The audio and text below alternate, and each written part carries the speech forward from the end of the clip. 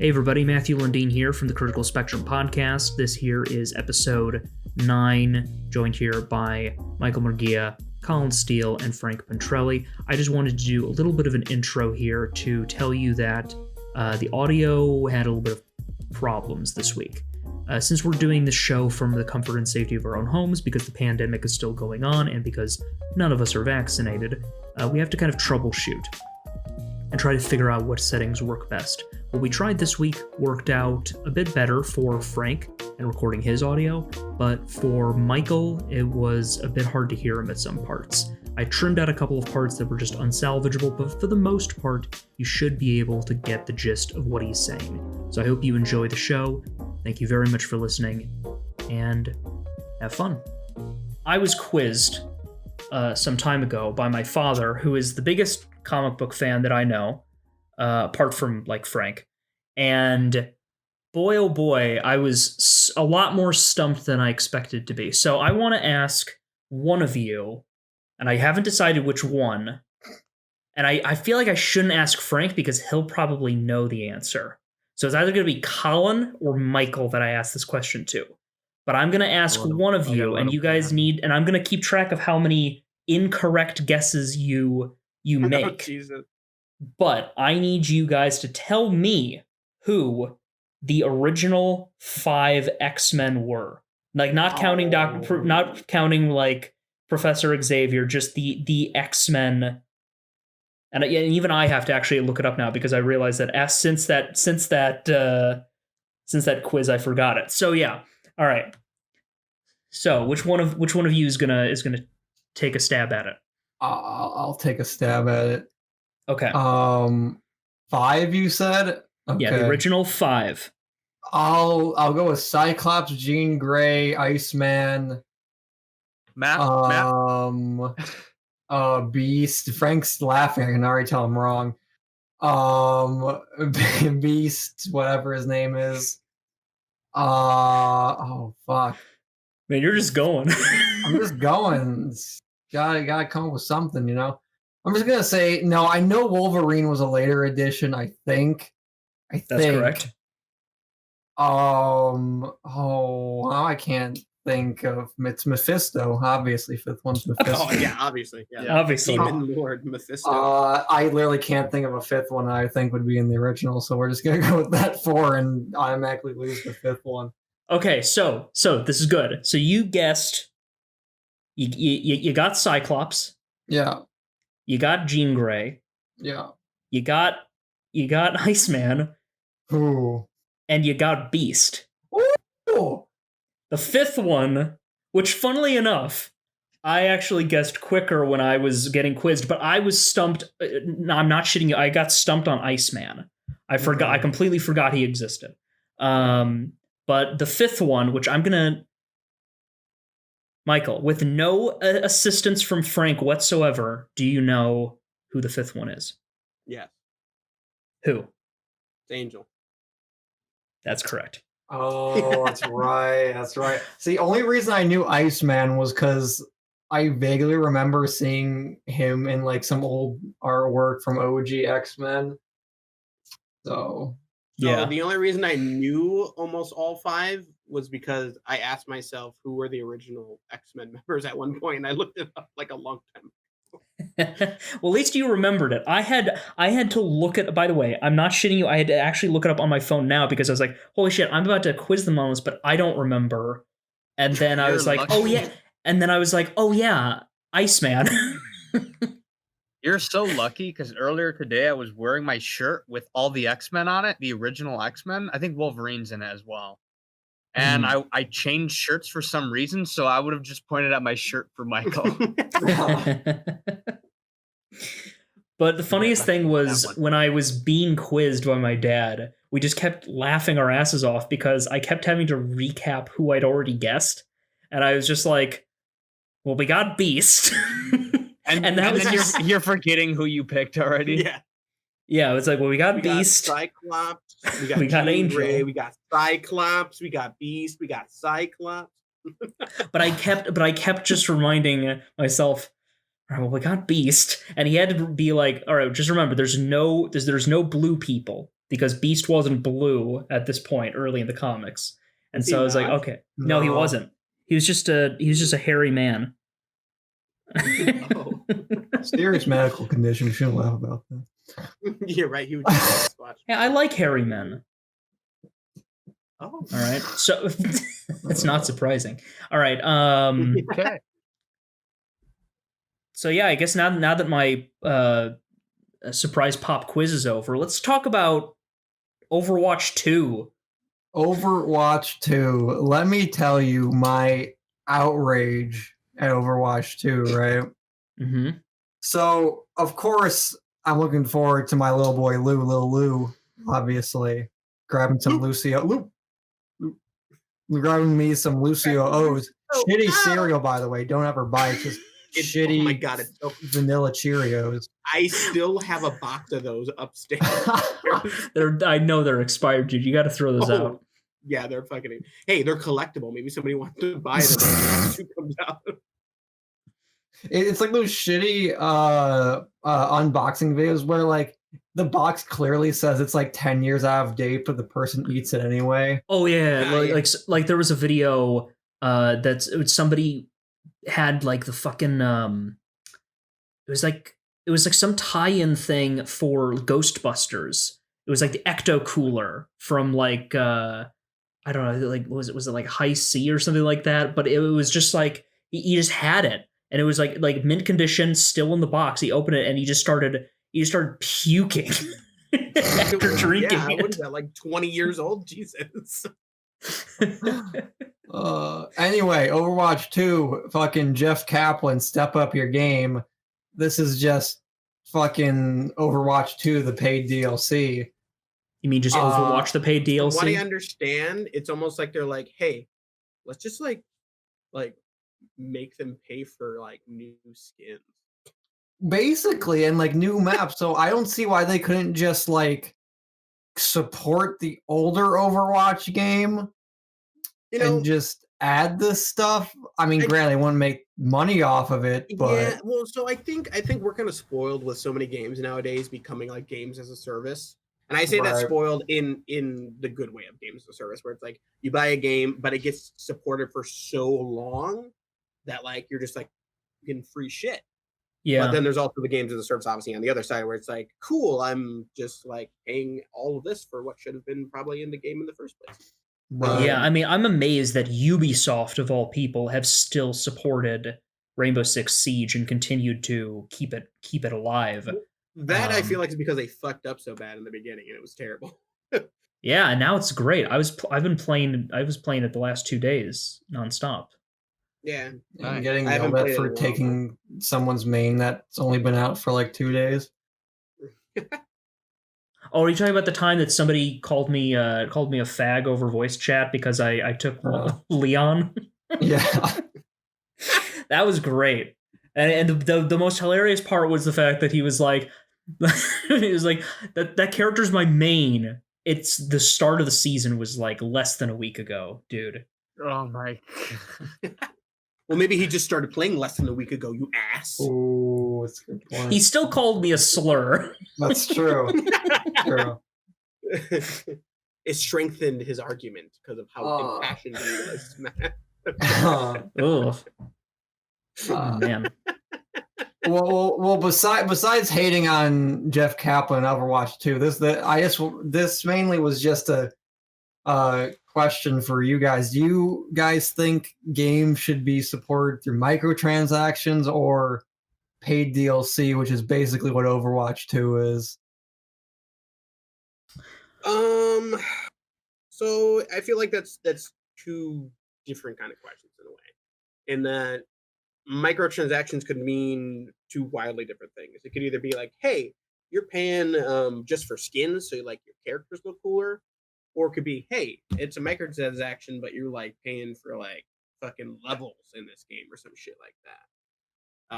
I mean, they don't do the second one as much anymore. They used to do that before, and that one was the one that was like fucking awful. And it was like, you just drop like $1,000 into the game, and all of a sudden you're fucking god tier mode. But that one is awful. But the one where you're just paying for skins to a point is okay. Personally, I think that's fine.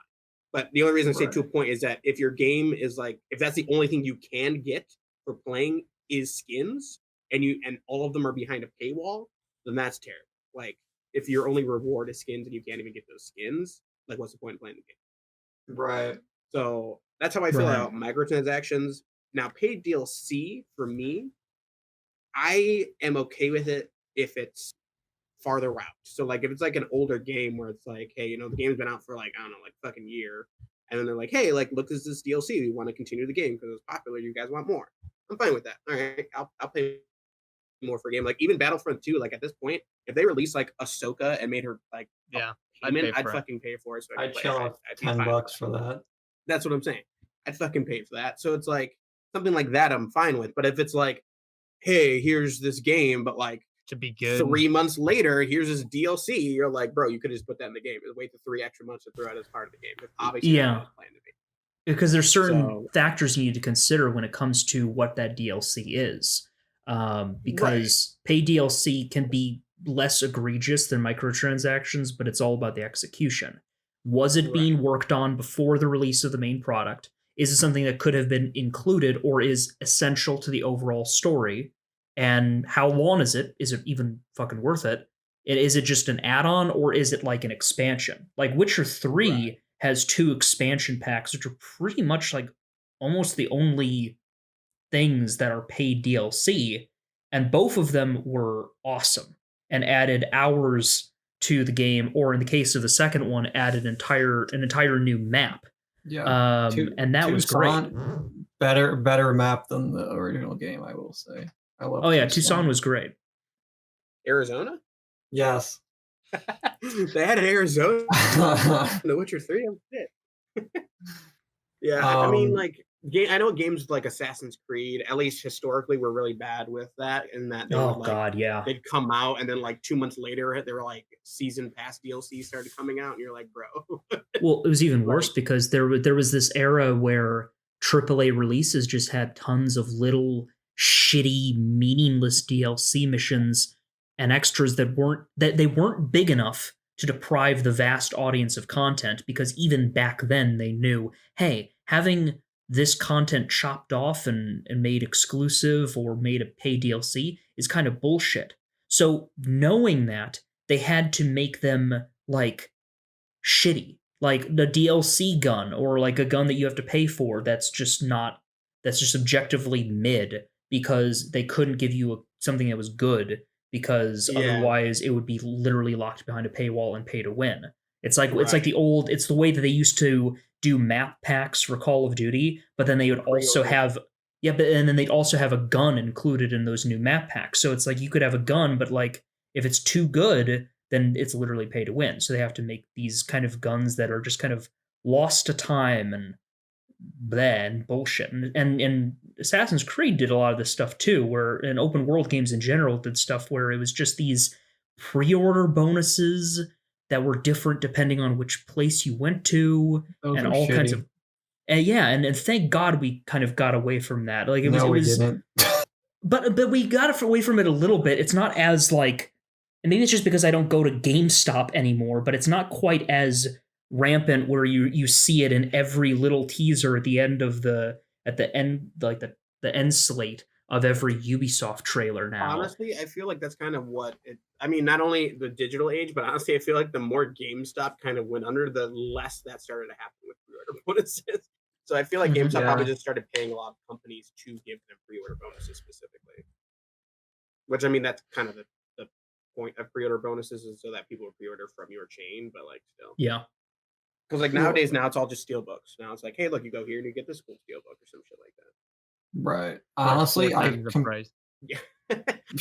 I completely forgot that pre-order bonuses based on where you got from existed until you just mentioned that. Yeah, it's a terrible part of gaming that, we all want to forget. Just like how, remember there was that trend where video games included an online pass in new copies to disincentivize buying a pre-used version of a game.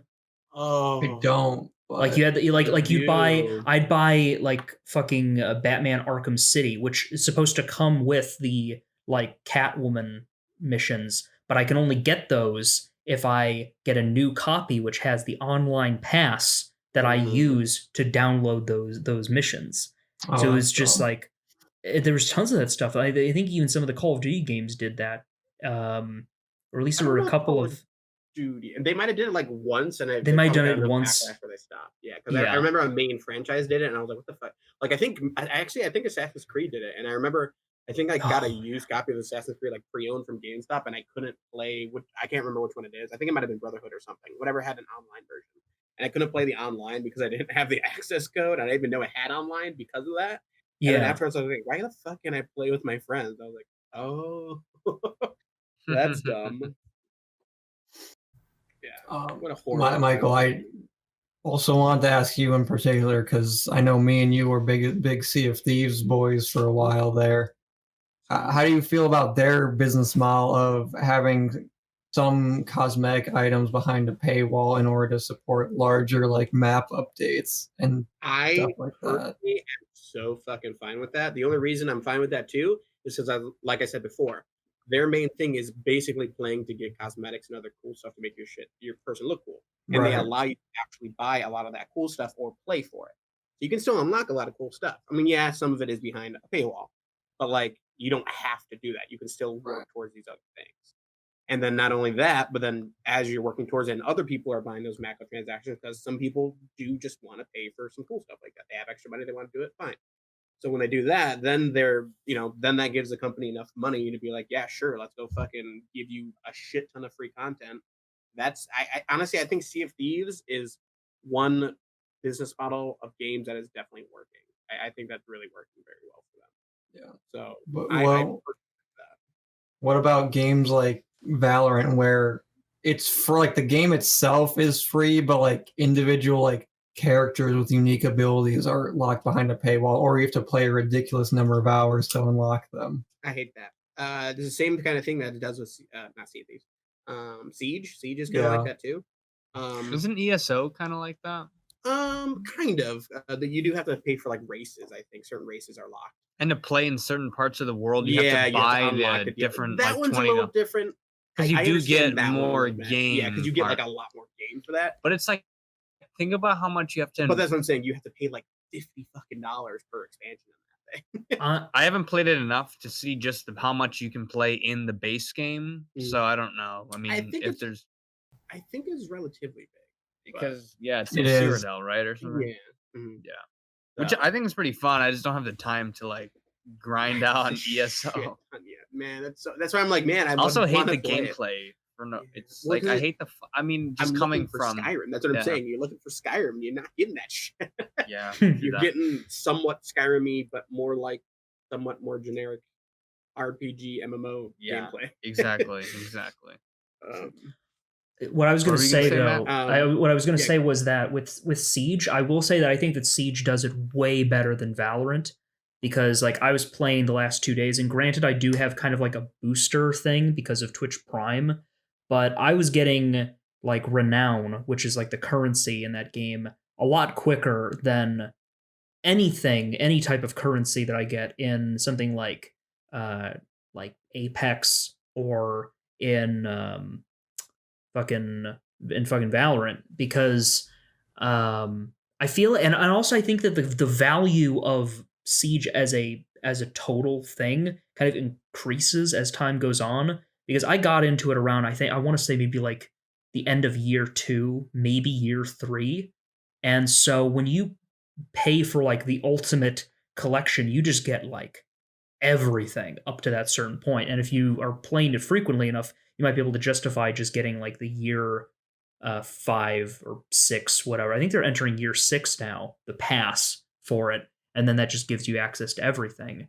But also, Siege just kind of, I think they do it better because the currency that you need to unlock people is readily accessible. It's not like there's 3 different currencies. It's only, granted, there are 2, and one is like the one that you have to pay for. But I think it's all about how quickly and how accessible and viable it is to unlock things through hard work versus just paying to get it. that, and finding that balance separates your Sieges from your Valorants, in my opinion. Yeah, no, I get that. I mean, I understand. I just feel like overall that just payment, the business model in itself, I just don't like. Siege, I feel like is more understandable because it's a longer game. Like, like it's been going on for so long. But even then, like, I don't know, because I think if you're like newer to Siege, I think they do give you like a lot of the older year operators, if I'm not mistaken. I think so, yeah. Yeah. Like that actually, like that makes sense. But I don't know. I still feel like overall, like I was saying before, like it turns into like maybe there's a character who's out, and maybe they might not have tried to make them busted, but maybe they came out busted. The people who paid for that are now like getting that competitive edge, whereas everybody else is now like, well, what the fuck, that kind of thing. I mean, obviously, yeah, they'll probably they would fix something like that eventually, but it's still something where I feel like overall, just those kind of business models bother me because it locks a lot of the gameplay aspects, and the biggest part of the game is behind some kind of paywall. So I feel like if they changed into something more like a just a giant rich, like even if they did something like, I think what the coolest thing would be if they just did like something like Siege, but then like all of the cosmetics and like everything that was like, if they made the character super customizable or something, and just made all of that like paid for, but just give you free operators, I'd be so down with that. Obviously, they would make less money overall, and maybe that's not that realistic of a business model. But I don't know. I feel like something like that would be perfect for those kind of games, at least from a consumer standpoint. So you're basically chill with just cosmetic microtransactions in order to pay for larger DLC. Oh yeah, I'm totally fine with that. If there's somebody who's really like looking at it like, fuck, like I just want to look cool as hell, and they really want to spend that money, by all means, go ahead and do it. I feel like that's fine. Yeah, and I'm guilty of that. I did that yesterday. I literally 2 days ago, I logged into Siege after I don't even know how long, and it didn't matter because I was in the mood for it, and I'm probably going to be playing that for the next month or two. But I saw that there was a Tomb Raider skin for one of the operators that was literally like the classic Lara Croft outfit, and I immediately dropped $10 on that. I bought a skin for the meme. I bought the Lord Tachanka skin. And I was Hell like, yes. Yeah. Nice. So, just stuff like that where it's like you just want to do it just cause, or maybe you just want to be funny and whatever the fuck's going on. Like, fine, whatever. But like, I just feel like the operator itself, like let's say like I couldn't even buy the Lord Tachanka skin because I didn't even have Tachanka. Like that is something that kind of bothers me sometimes. It's like, oh yeah, I want to spend like $5 on the skin. Oh wait, I have to spend $20 for this character or some shit like that. Yeah. Like stuff like that is where it's like, fuck. But are you willing to pay for the skins if you can't directly buy it and you have to rely on loot box luck? I'd probably. Oh, you mean like how Overwatch is? Like I can't buy the skin. And I have to Apex, buy. yeah. Honestly, I think that. Wait, might how be is it where you can't buy the skin? You have to buy like a chest You or have something? to buy a chest that you open, and you have a very low chance to get that skin. I hate That's that. terrible. That's I'd like rather just worst pay the thing on extra money for the planet. legendary, bro. Like just fucking let me buy that.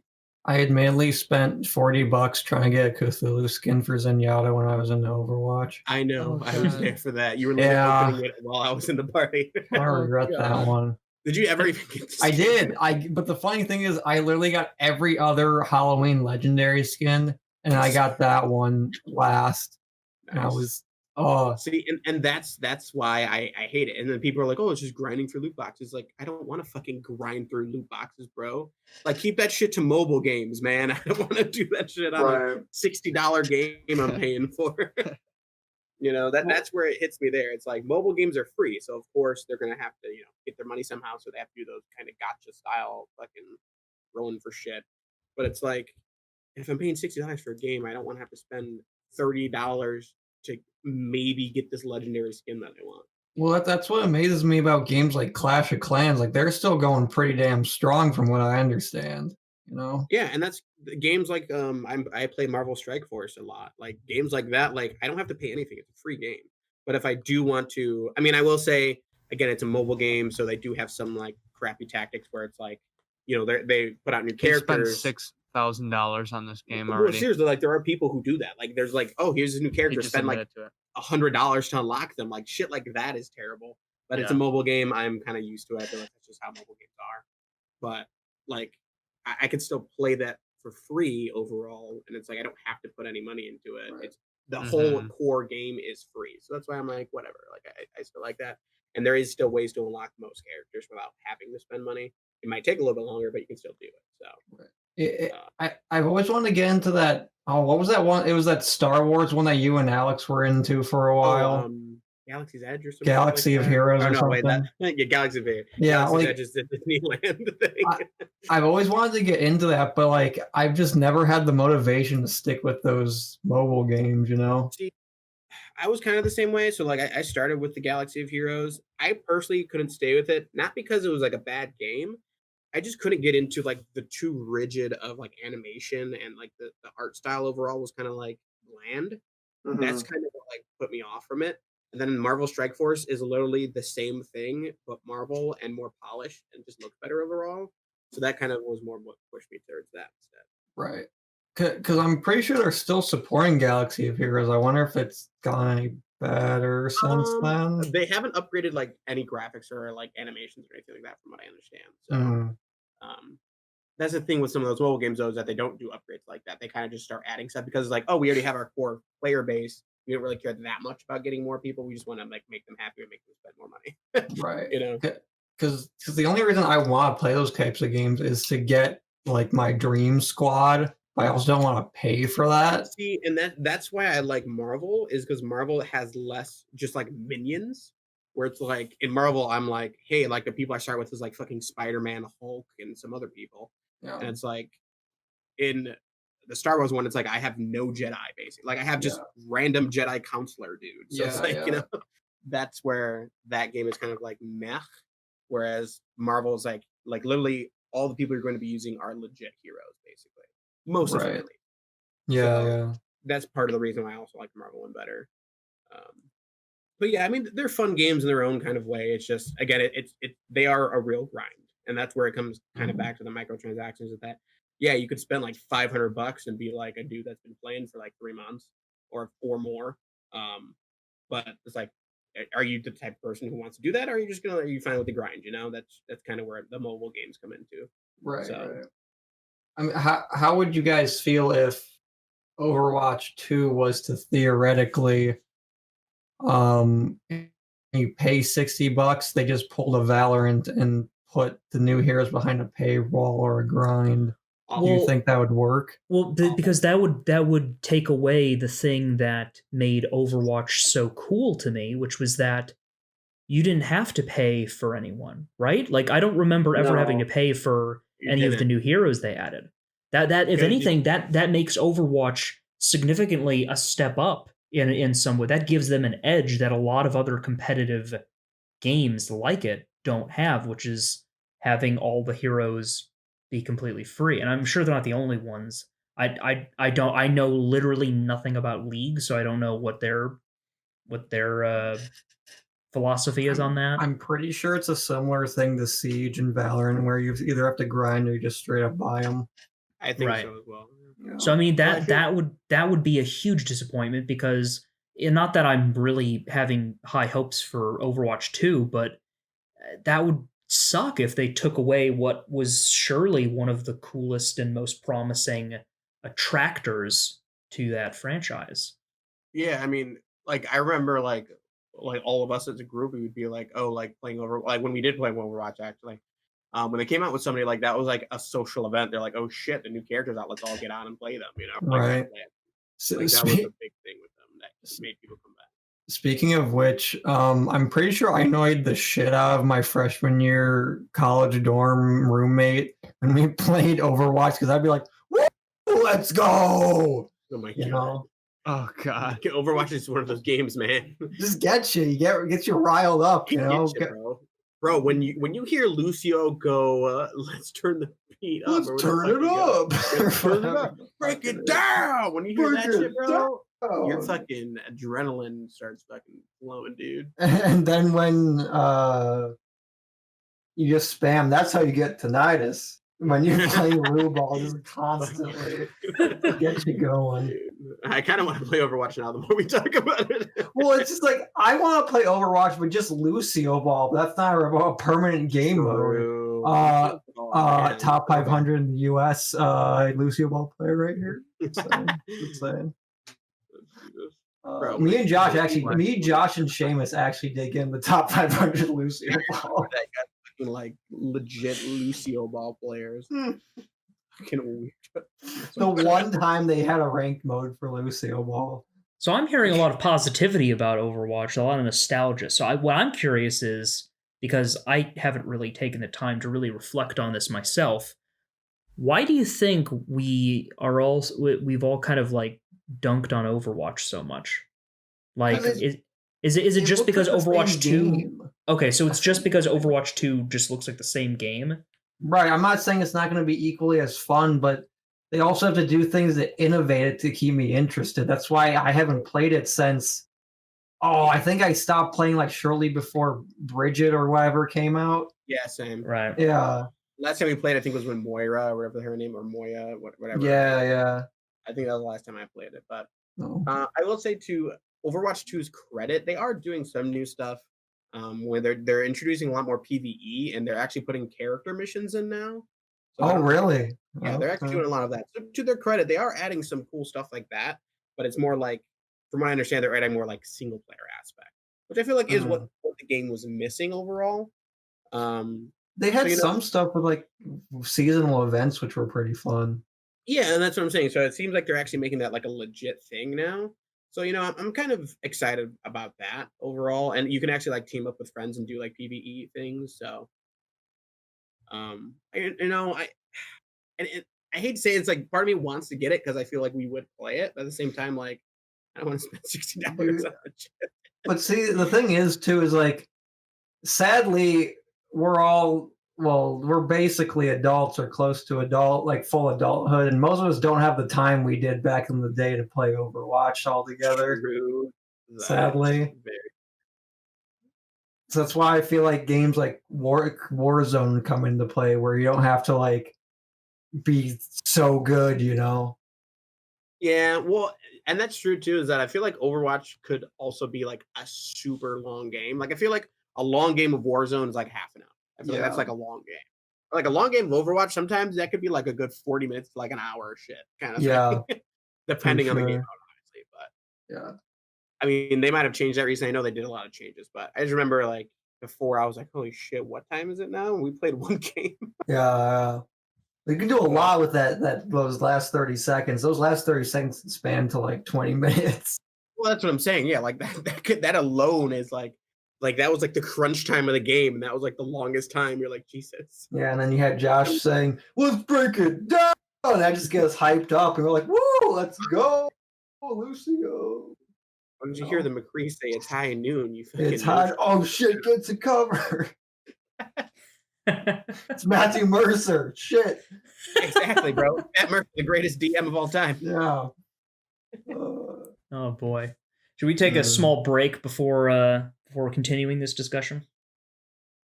Yeah, we probably should. Yeah, I think we should probably hit an ad break. Yeah. All right. Hit with the ad break, Matthew. Welcome back to the Critical Spectrum. We just got done talking about Overwatch 2, talking about microtransactions, paid DLC in general, all kinds of fun stuff. And just kind of wrap up the discussion, I feel like microtransactions and like DLC, it almost kind of feels like two different debates. Because for me, like microtransactions are almost always just like, I just don't like them. At all. Like I'm like this the cosmetic stuff is fine. It's fine, but I don't know. I just when a game has too many microtransactions, that just kind of puts a bad taste in my mouth because it tells me that the developers, or at the very least the publishers, have kind of, they're setting their sights in a direction that might not agree with the vision of the developers. And I don't know. It's just, we've been burned enough times with games that have just been swarmed with microtransactions that it kind of just like, gross. That's for DLC. The DLC has to be worth it. It has to be long enough. It has to be something that could reasonably be an enhancement or expansion as opposed to just something that should have been there from the get-go. Does anyone else have anything else to say about that? Or just a quick thing. That's an interesting point because I know a lot of game developers are sometimes they're rushed to get games out, but in order to fully realize their dream, which I feel like which was the case with Sea of Thieves, was they put microtransactions in to fuel the developer's dream. That's true. That's a good point. That's a good point. I suppose that is something I didn't consider because I tend to kind of see microtransactions more as like the scum and villainy of publishers interfering with a developer's dream. But you're right. I mean, money is money, and if that money is going into, and if that money is earmarked for helping to realize the potential of what that game could have been and possibly should have been from the start, then that's awesome. I think I have my doubts about a lot of different publishers. EA is one, even Ubisoft to some extent as a developer. I have my doubts about their intentions with what they're going to use the microtransaction money for. I guess it all just depends. So we're going to go from talking about spending lots of money on video games and the moral ambiguity therein to talking about buying Pokemon cards and not really reflecting on the moral ambiguity therein because Pokemon is fucking awesome. Michael, take it away. It wasn't really about Pokemon cards, but now that you said that, I just wanted to update everybody on my Pokemon collection. So about 2 days ago, day before Pokemon Day, by the way, which was February 27th, which was yesterday. About 2 days ago, I opened up a Pokemon tin and I was like, shit, new Shining Fates. I finally got it at fucking like 2 weeks late because everything was happening in Texas and it was getting shipped from Texas. Oh, God. So I opened up a tin, second pack, opened it up. And I was like, yeah, hopefully I get some. And I fucking pulled a shiny Charizard card. Okay. Anybody who knows anything about Pokemon TCG knows right now that was like the chase card of everybody in that set. So Charizard's overrated. Well, this guy. Go fuck yourself. Hold on. I'm sorry, Michael. I'm sorry, Michael. What did you draw again? I said the shiny Charizard. Woo! Yes, sir. Yeah, Tell Matt's excitement. This guy literally spent so much money for the Champions Path boxes, which he was looking for. The Charizard card he got, they had the same exact one in Rainbow or just the normal Charizard, because I guess they make Rainbow Pokemon cards now. And then they made the new, and he didn't get it. He spent so much money and did not get either one of those. And then he got the new one. They made the same exact card, but it's just the black Charizard, the shiny one. And it was, I was just sitting there and he just pulls it. I'm just like, oh my God. Oh my God. It's like an $800 card. Literally that. So it always makes me laugh when I just think about like the day that set came out. Somebody literally pulled it, put it on eBay, and sold it the same day for $800. I'm like, that guy just fucking made bank. He probably was just like, let me just buy this random Pokemon tin, open it up, like, oh shit, sells it online. Wait, think about this. This is totally random and kind of up top. Not random. It's a little off topic. That's what it is. That's fine. So what if you were what if you had like a card, okay? Mm. And this card is like not worth that much, but you went on eBay, put it up for like $800, bought it, so you just keep your money, and it shows that it's sold for it, so then you can sell more like that. Is that stupid? I mean, kind of. The only reason I think it's kind of stupid is that anybody who actually knows about Pokemon collecting will be like, what fucking idiot not if there's 20 of them. I mean, if you do enough of them, but even then, like, they're gonna notice it's from the same user for the same amount or some shit. And also there's actual like there are other sites, like there's a TCG Player is one that I go to sometimes. They have like they literally list like the average price that a card's going for, like not just from eBay but from like everywhere. So it's like they're gonna look at that and be like, oh, it's selling for $1, but some idiot's buying it on eBay for $800. Lovely. Yeah, stupid idea. Yeah, I just thought I'd share. He also pulled some other good stuff because he got 2 tins and he got a Elite Trainer box. Yeah. and the Elite Trainer boxes are like the more expensive things, and he pulled shit in I that. really did. And then he pulled yeah. in the 2 tins, he pulled like 3 really good cards. So. I did. I pulled. Jesus the only Christ. rainbow in the only completely and then rainbow another rare shiny, card right? in the whole thing. It was the one that I pulled as well. And then another shiny, right? Another shiny, bro. It was fucking insane. Those tins. From now on, I'm only buying those tins of that fucking set. I'm never buying anything else. Yeah, and he's had terrible luck. Like there was this one type of card. I don't know Pokemon that well, where they had. You get it, and there's a chance of getting 1 of 4 of these like special Pokemon, where it's like Domfan, Charizard, and 2 other people. Snorlax and Lugia. Yeah, and he's like, I don't care. I just want at least Snorlax, Lugia, or Charizard. If I get 1 Dom, he had like 4 of them, so I get 1 Domfan, that's fine. He pulled all Domfans and 1 Snorlax. So I was like, God damn! I don't think I pulled a Snorlax. Oh, I did. You pulled Snorlax. 1. Right. Yeah, you have literally the worst luck of all time. Dude, I totally do. So not sad. Anymore. Yeah, it was a. If you guys are wondering, it was card. A pre-release box. They had a promo card for the pre-release that had like the set name on it. So I was like, yeah, fuck. I have a 25% chance to pull, something that's 1 out of 4 cards that I want. But technically, it was a 75% chance to pull like any of the ones that I actually wanted, compared to the 25% chance to pull the shitty one. And all I pulled was the shitty one. Yeah. Feels bad. All of that for this now. So you have to struggle through it to persevere to your Charizard. The sad part is, if you like put everything that I bought compared to the price of this one card, I probably broke even. Honestly. Interesting. Oh god. Maybe I'll spend $800. Boys and girls don't get into Pokemon collecting. Yeah. This is actually a cautionary tale. Yeah. Right. This is like the high of me actually having the drug. Welcome to my strange addictions. I can't stop playing Pokemon cards. I sold my house, sold my car. That's gonna be me one day. Live in a box. I was literally looking at cards. I got this Charizard. No, like I was legit looking at cards because I was like, what's my favorite Pokemon? I think I realized it's Rayquaza, and I was like, what? Yeah, I love Rayquaza. So wait, we should go around and let's see everyone's favorite Pokemon. But I have to look up Pokemon now. Well, I want to hear what Michael has to say about. Well, yeah, I'll go through my Rayquaza thing first. So I was like, I kind of want to get like all of his cards, like it ever existed. That'd be so cool. What? Collection. Yeah, I guess so. What if you change favorite Pokemon though? No, he's cool. I've realized he's the one that's always in my head. More than Charizard? Yeah, Rayquaza's so cool. Yeah, Charizard, and his cards are probably starter. way cheaper as well. Charizard is my favorite starter. Oh wow, my favorite Pokemon's a starter.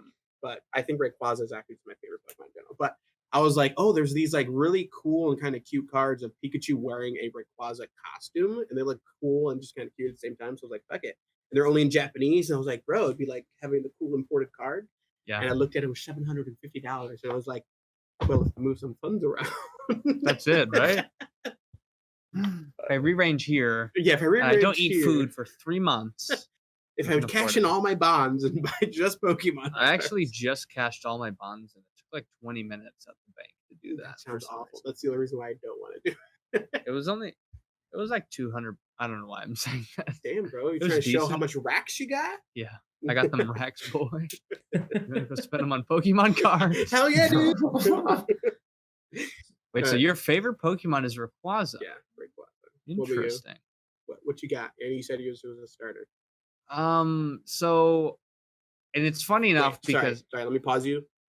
I also wanted to get a amazing rare Rayquaza because that was in the last set. I fucking couldn't pull him either.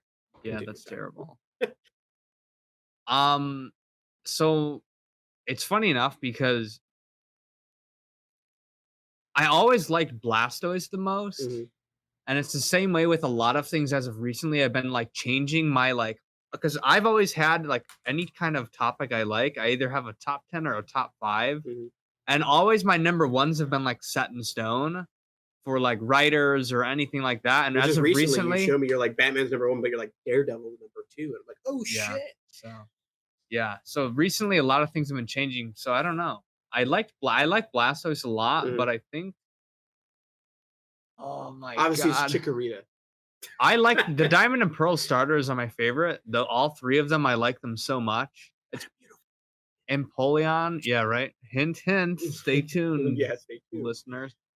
Emporion or whatever his name is, Torterra and Infernape are so cool. Infernape's It's probably still Blastoise, but those three are so cool. Honestly, Infernape probably a pretty cool second starter. Yeah, he's like a ninja monkey dude. Then you get the tank Greninja, turtle. though? Ninja fucking frog he's water not, man? he's okay. Ninja frog water man. Yeah, dude, he's cool. What about fiery monkey man? And watery flippy penguin man? Yes. And Infernape. sturdy grassy turtle tank man. You know, Pokemon's really fucked up if you think about it. It's just animal fights. Pretty much. That's why you don't think about it, Colin. That's why I like it. What? Whoa. Yeah, I'm Colin still came in here with enraged. like the least original take. Of all time. Yeah. That's not a point All right. out. No, I like What's your favorite too. I'm Pokemon, just Matt? shitting on it. What's your favorite Pokemon, Matt? Oh man, I mean, like, Do you know? Charizard is pretty cool. Off the top of your head. Isn't there Charizard one? is- Isn't there one that was like a recent, like a newer one that was like a big wolf with like a big doggo with a sword? Yeah, the one. Oh, yeah, with you're the talking about, The legendaries. legendary. Zacian. That's pretty cool. Yeah. What a fucking that- nerd. He knows his name. Yeah, because I one's have pretty them in my cool. Pokemon Sword game, idiot. I feel like Zacian. my favorite ones are probably like that one's just cool just because wolf sword is just automatically great. But I know Charizard's pretty cool. There's a lot of cute ones. Fucking what's the he's in Smash Bros. He's the Mewtwo? the no, fuck Mewtwo. Lucario? Pichu? Yeah. No. Lucario? The Mewtwo? the fire Greninja? one. Oh, and Incineroar. Incineroar is great. The like Mexican wrestler Catman. Fire Catman. I honestly Yeah. like him, but hate him for the potential he had. Yeah. He could have been a dark. Is he dark fire? Or is he? He is Fire. Dark Fire, I'm pretty Yeah, sure. which is a cool typing. So he But, should have like- been like a big scary like lion. Yeah, but type instead they thing. basically made him like Like the look like he stupid- should be a firefighting, but they made him a dark instead. Yeah, but they've Okay, done well- firefighting like how many fucking Exactly, times? yeah. God damn. I just like it because he started really cute, and then he became, and then he just became They all like start a. cute. I know he started cute He and really started cute because lit he was a as hell, fire if you cat, know what I'm saying. Yeah, he's a little and kitten. then he grew Lit. up to be like a Big bad wolf. like a big bad wolf and a furry, and that just Pretty describes much. my life. So Big bad wolf and a furry. Yeah. Explain your life in a few words. yeah, Explain your life compared to a Pokemon description. Honestly, quick rant. There's like all the starters up until like Gen 4, everything Gen 1 through 4 are really good. Besides Chikorita, I think that's one of the worst starters personally. Oh, Blaziken? No, Oh no, Chikorita. No, that's fine. It's like a Bayleaf and dinosaur, but yeah, Magneton. that's okay. They I could have don't know. made him dragon type, which would have been Oh. cool. But everything after that is just so stupid. Like I don't know. I mean, whoa, Gen 5 is what, black and white? what is black and white's Actually, typing? no, zone? yeah, you're right. It's just it's literally Snivy. grass, fire, and water. None Yeah, of them but have it's double Snivy typing. and That's Roar. why Sword and Shield starters sucked. Is because they didn't have double typing. They need to do new double typings. Like I fucking chucked my starter after I got the third evolution in Sword and Shield because it was useless. He did nothing for my team. Bro, my James Pond wait, dude what was were the amazing. starters from X and Y? Is that Greninja? X and Y is Greninja. but Oh, the- he said Sword and Shield. He My said Sword and bad. Shield. What are those starters? That's the Sabo. Monkey with a stick. Man, I can't remember these the ones name were of so it. cute. I remember these now. Inteleon's ugly ass. Wait. That's who's the worst who's the Pokemon fire? on the planet. Wait, which one? Wait, you're talking about Sword and Inteleon? Shield, right? Yeah. The Sword and Shield starters? Yeah, these are cute as Yeah. fuck. Yeah, but in terms of Inteleon. typing, Matt, they were pretty trash. Shoot, Italian is basically Oh, just. I don't give a shit about that. Man, I like him. Yeah, he shoots out his fingers. Yeah, Matt, you'd like him. It's basically James Bond Pokemon. I named him His James name's Pond. It was Wait, hold on. I just remembered something, and I don't know how far it is in up in this like Discord chat that I was in at one point, but there was one that was like it was like Score a Bunny. penguin. That was a Stop stop throwing out names. It was a Pokemon that was like a penguin, and then their like evolved form, like they had like it almost like they had a built-in like crown. Yeah, that's Empyreon, the one that That's the Frank one was that telling Frank was about. He's saying, talking about. That might be one of my favorites. That Oh, it the looks so, penguin? that crown looks so fucking metal, Yeah, dude. but he's water steel, and he's a fucking emperor really penguin. cool. That's so Water steel, cool. actually. Like Greninja, that gen was decent because they had the Greninja's perfect. Dark water, that's cool. Then they had the like fox that would look stupid, but the typing is good. Fire or psychic, which is cool. Oh yeah. Terrible looking Can't character. remember. You could have made it so I think cool. that's all right. Or break skin. And then the grass starter is literally a chestnut. That He's was just a awful. nut, and his Chestnut final was evolution is a awful. nut, like a nut from a tree with Caveman. arms. Yeah, it was awful. He's terrible. And what is he fighting as well? You know what's awful? He's is grass that- fighting. Yeah. It's like the worst he's- type. It's actually kind of cool, but No, he's awful. Man, you changed really quick there. his design is terrible. You know what's awful is that for the longest time, Charizard was a single type of fire, and when they decided to change him, they didn't make him fire dragon, even though he's a fucking dragon-looking thing. They're like, make him fire flying. It's like, Yeah. bro, he's a dragon, motherfucker. Yeah, true that. He does fly though. They fly now? Whoa. Good. Oh man. I don't know, man. I've grown. I used to really like it, and I've grown after Black and White. I just tuned out. See, I I haven't played any of the game. I like Black and White. Both of them are good. I've actually played all the games except for Gen 3. I've never played Gen 3. What? Yeah, never played Gen 3. That's such a good one. Yeah, Sapphire, Ruby. I played Emerald. Emerald is it's Rayquaza. It's your favorite. I know that's the worst part. Oh my god! And that like I love those graphics for that time. Not now, hinting, foreshadowing in the future conversation. But that like 2D like little person they had for like, and I love the one they brought in for Fire Red. It was an Emerald that did it. It was Sapphire and Ruby did it first, and then they released Emerald. Then they did Leaf Green and Fire Red based off the same graphics, but the like first game, like blue. The remake. That's my that was favorite. actually the original remake. Yeah, that was the first remake ever. Mm-hmm. Which that is my favorite like design. It looks so cool, but for that time. Yeah. Like for the new game that we're gonna talk about, the Diamond and Pearl remake, which is fucking insane. We didn't ask is Colin. Oh yeah. Colin's waiting there at the end. God. Ready? He's got his papers ready. He was writing notes and shit. Yeah. I'm a fucking heathen. heathen. Please tell me. I'm a basic. Sorry. Before we continue, I just have to say, Frank, that was a cool transition. If that worked, I'm sorry. Go ahead, Colin. Wait. Can I guess it? Oh, sure. Go for it. Looks like a Blaziken type of guy. You're close. Oh, kind of. Is it a fire type? No. Oh, is it Gen maybe? Is no. it fuck? How am I close? Probably something having to do with fighting. Yeah. Lucario? No, although I will say I'm a edgy bitch when it comes to Pokemon, and I like dark and fighting types. So. Oh, dark and fighting. What? There is no dark and or there's like one dark and fighting type I know of, but. So he's dark. It's a dark type. No. Three-way tie. Absol, I like the design, except he's trash and he's a glass can, so I never use him. Okay, but Absol, Mega Absol, bro, is so fucking good until they fucking got rid of Megas. Oh, sorry. Well, I never played with Megas. That was a thing. I know that's a word. So, it's pretty cool. Megas are pretty cool. Grimmsnarl is great purely because his whatever other Dynamax is basically just a Titan from Attack on Titan. Yes, which actually that's another card in Shining Fates. It's a shiny version of him, and I fucking want it. And then fighting Surfetch is just a god on my team, and my God. Sword and Shield. You know what? Surfetch is so fucking cool. I don't care what anybody says. He's so good. He will fuck you up. He honestly will. You give him a leak, bro, and that will critical everybody. Right? Yeah. He's just a small bird against a giant legendary, but he will literally run that leak through your fucking heart and kill you.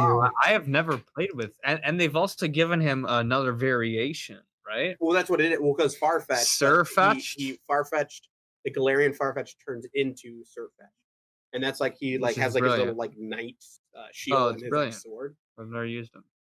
My leak a lot. So Those are leak a some- lot. Yes, sir. You're not.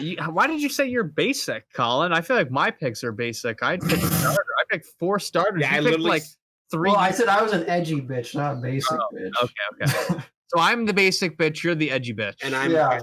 because I picked a legendary. And yeah. the original See, starter Michael Charizard. always has to be included, don't you? Sorry. You're just not in the bitch club. We're the you're bitches.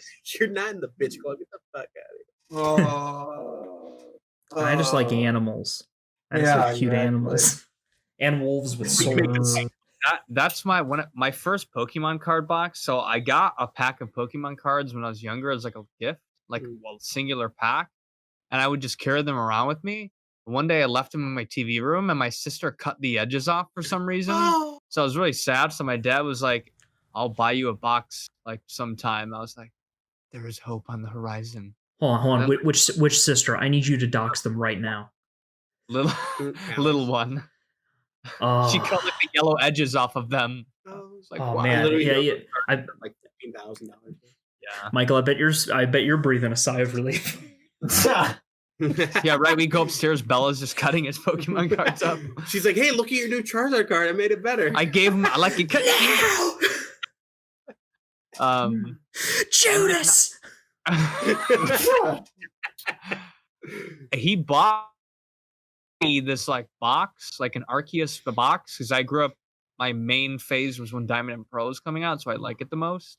And Arceus was there, and I had to. The catch was I got a little bigger box, but I had to share it with my little sister, the one that cut the cards up. But we basically laid everything out. We opened everything up, and we did like a turn pick. Like I would pick, she would pick, and we had all of them face up. Good thing is, all she wanted was the cute ones, so I got all the good cards. So we did. Stonks. I played her. I was like, if I play my cards right, I can end up with the good stuff. I was like, look how cute that unicorn is. Ah, the third one. All right. Diamond and Pearl remake. Yeah. I think I don't know anything about it except that Colin said it's happening. It's happening, but happening. But okay, I never played Diamond and Pearl. I only ever got back into Pokemon.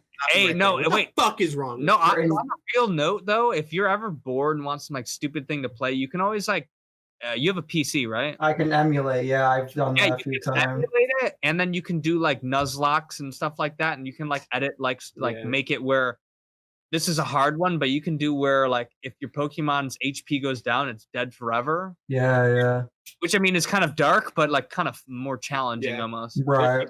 Get random eggs and whatever hatches from it. They just play with only that one Pokemon for the whole game. Yeah. Pretty interesting. But what was I gonna say? Oh yeah, I only ever got back into Pokemon in Sun and Moon, but I was very interested when I saw that they announced a few days ago they were remaking Diamond and Pearl, but they're doing it in like this weird, isn't this like chibi style for like the overworld map, which I'm fine with. But my main qualm with it is the way they're doing the in battle animations. It looks like how they did it in Let's Go, Sword and Shield, and Sun and Moon, but it looks like a worse, low graphical version. Like Let's Go looks better, I feel like. So I feel like the reason they did that is because they did have frame rate issues with those games. So and they people didn't have that many with Let's Go though. Let's Go looked really damn good.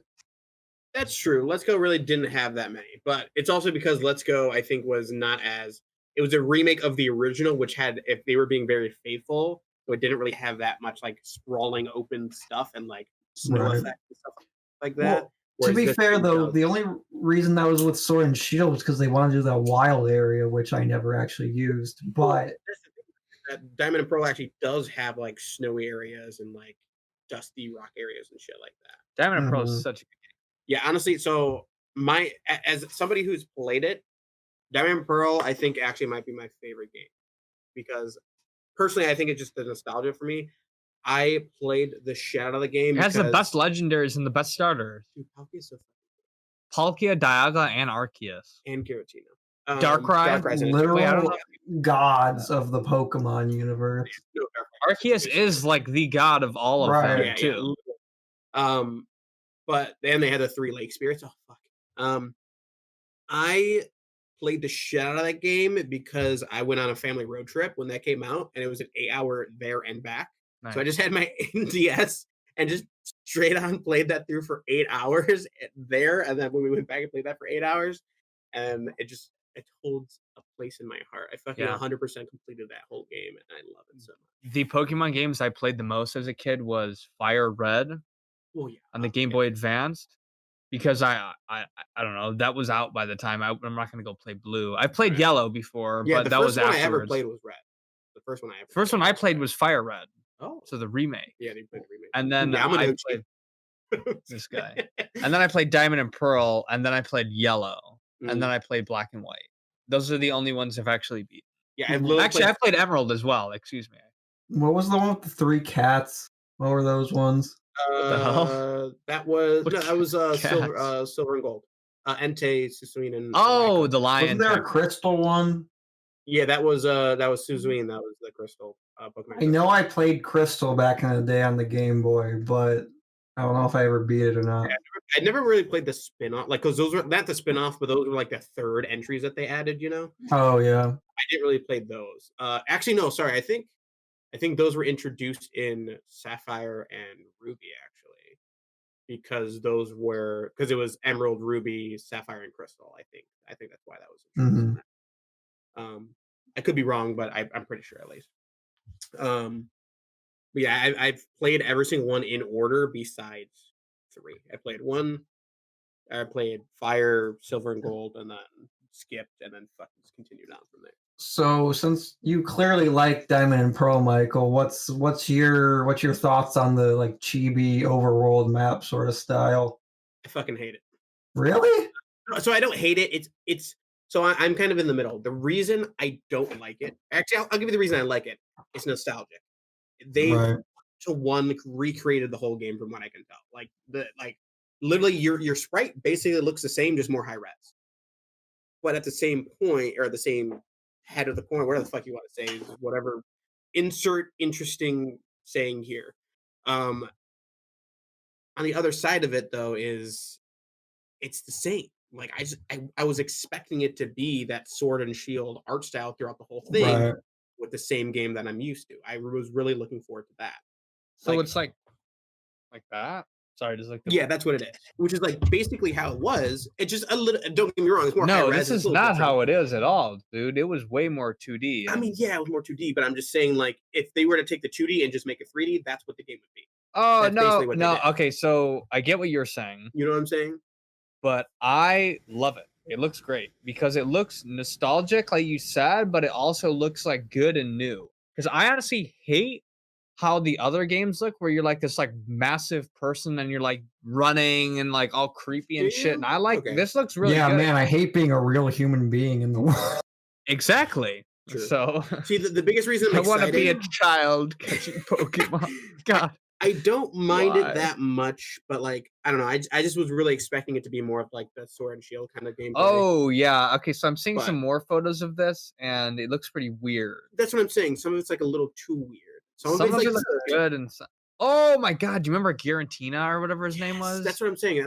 I'm so excited for the game itself, and like just the battles themselves, like this. Yeah, this is okay. basically the same game, but like fucking. Everyone, I'm cool. gonna have to retract my statement. It looks terrible. I've just seen like 6 more photos and it looks awful. I just think Like, they super Why? downgraded the battle graphics, and that's the No, thing that bugged me. Hold on. Can somebody Battle graphics post? to me, fine. Can somebody What's post the these new- screenshots in voice? I want to see this. Literally, just look up Diamond and Pearl remake. There's like 60 of them Look up up here. Pokemon Shining Pearl or Yeah, whatever fucking brilliant. just Diamond because is. I don't want to send you one. Yeah, there's a shit ton. Yeah, but the newest games, and you also have a starter that can follow you outside of the Pokeball, which is really cool, like Yellow did with Pikachu. Yeah. That's And only with Let's Go. They don't let you do that in Sword and Shield unless you get the DLC. Yeah, so I think they should let you do. Imagine how cool it would be if you have like Infernape walking around behind you. I know, that's what I'm saying. Like, You I have really you have want. Palkia behind you. Hell yeah, dude. Yeah, I So don't. And of course, the one that I want them to remake is the one they're gonna fuck up. And I don't think they're gonna fuck it up because it looks like they're being faithful, but they're being a little bit too faithful. Where it's like I wanted more of that remake feel without it feeling like I'm playing the same exact game. That's why I wanted that 3D art, like a little bit of even of a different camera angle, like something Yeah. like that. You know, So with the remakes, they literally just remake the game completely, or did they add some new stuff into they them? usually added some new stuff. Like look at the remake of Sapphire and Pearl. Like that looks like what I wanted to happen with Shining Pearl and Brilliant Diamond. So what? So every game has been remade, right? So it's Only no, up to 4. it's Fire Red and Leaf Silver and Soul what? and Heart Gold, Soul, or Heart Silver Gold, Heart Gold, and then the newer game that actually came out in like 2016 or something is like Alpha. What is the one? Fire or something. Yeah, and then now there's the Diamond and Pearl remake. So they have gone through. That's actually gens. insane though. They've made 2 games for 4 gens already. Actually, technically 3 for Gen 1 as well. Like look at this art style. This was the Omega one on the 3DS. Like that That is more what? normal. Is that This is Diamond the remake of Sapphire and Ruby on the 3DS. Like this looks more normal than what that. Yeah.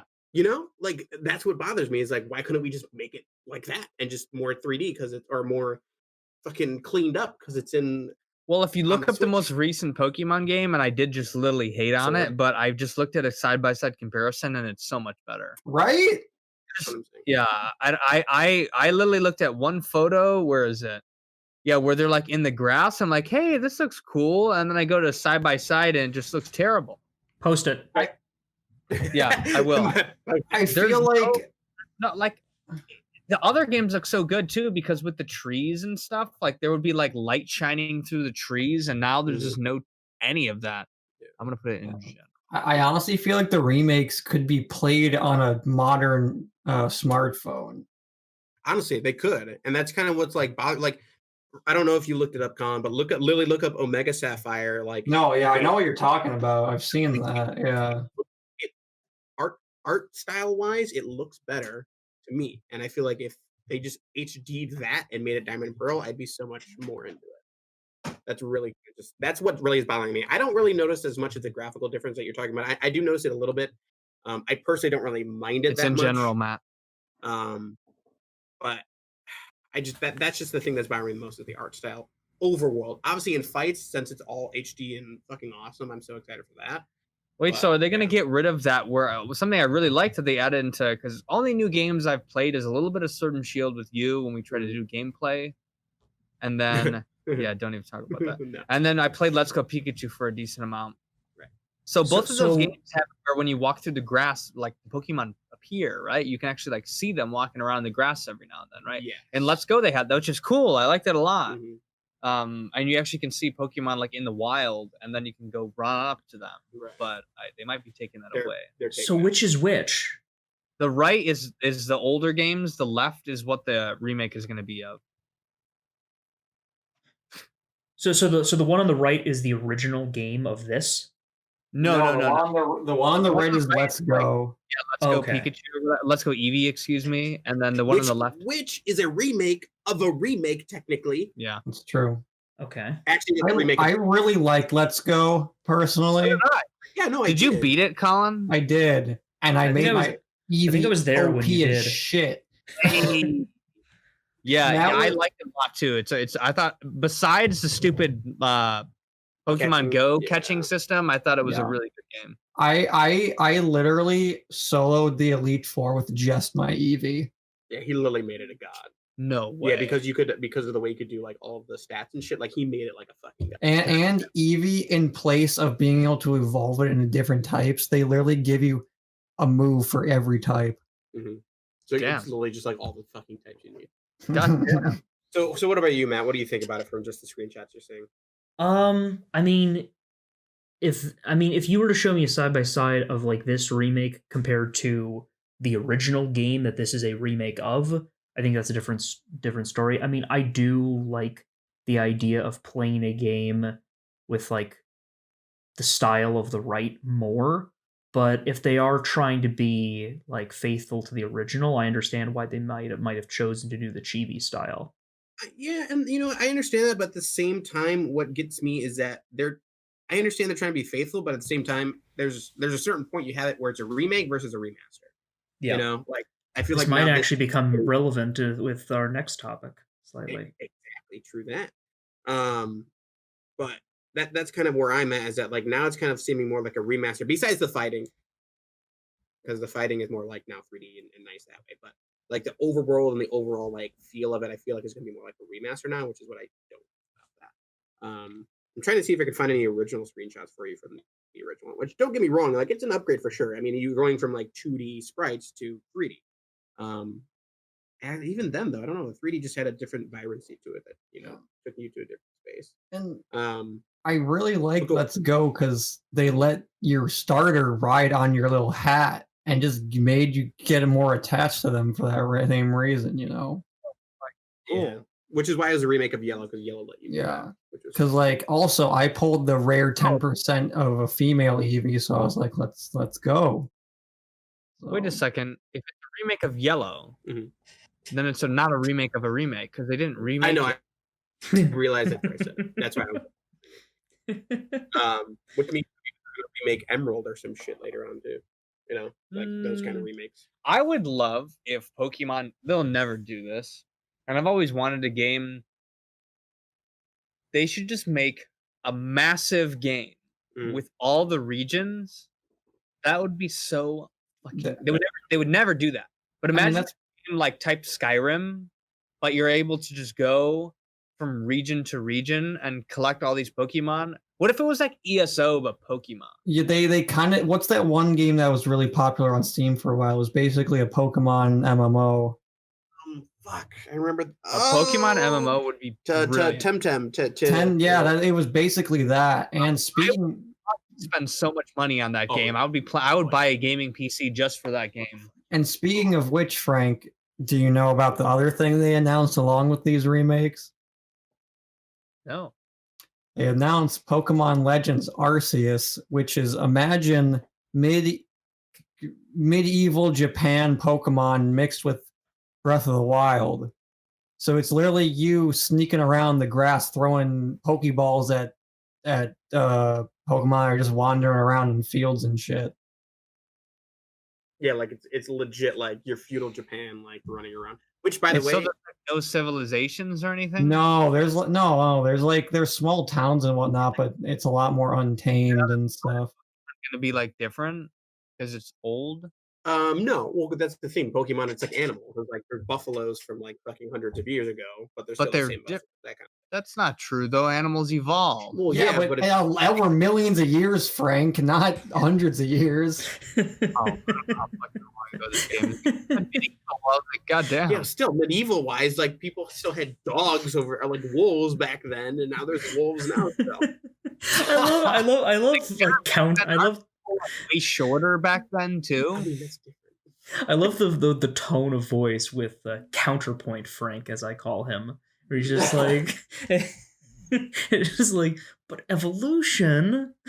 What is evolution? You mean Pokemon evolution starts at level 16, and then they go into their final evolution at level 36. Like it. But yeah, I'm iffy on that one because it could either be so fucking good or it could be really awful. Yeah, and the footage they showed, I don't think the Switch can handle that. They were chunking real hard in the. I feel like this game, the reason it's coming out, it was, yeah, they really were. The reason it's coming out in 2022 is because they confirmed there's no Switch Pro this year, but I think there's going to be a Switch Pro next year. Right. That's my guess. So if they do that, I'm fucking buying that just for that game. I'm purely just interested if it's going to be more of just like a catching simulator, or there's going to be like actual trainer battles or whatnot. I don't know if there'd be trainer battles, but if you notice, they did battle in the trailer. Like they actually had Pokemon out, and the cool thing was like they were walking around while their Pokemon were out. So that's what it like made me feel like more realistic. Right. It just makes me feel like how is the battle going to work? It's very bizarre because it's like. There's actually sneak mechanics and shit, and it's just you fucking stealth rolled into the grass, bro. Yeah, it's bizarre. And it's actually interesting too because I don't know if you guys saw the meme. So the meme in the Pokemon community was everybody was asking for the Sinnoh remake, which is what this region is for Diamond and Pearl. Is called Sinnoh. So somebody in Pokemon's like fucking marketing team in the description of the trailer they put, you've heard of Sinnoh remakes, but have you heard of Sinnoh premakes? Because this is supposed to be in Sinnoh, but like in feudal Japan, basically. Oh yeah, that's right. Like pip-ups in it and shit like that. Mm-hmm. Oh yeah, that's another thing that I thought was kind of cool is that there were Pokemon that were in the region but weren't anymore. Right. Like Rowlet. Yeah, well, actually, that's interesting. That well, they also put ones that are like rare now that like a walker, like Piplup was like walking around everywhere. Like that's what you see, really. Yeah, that was kind of cool.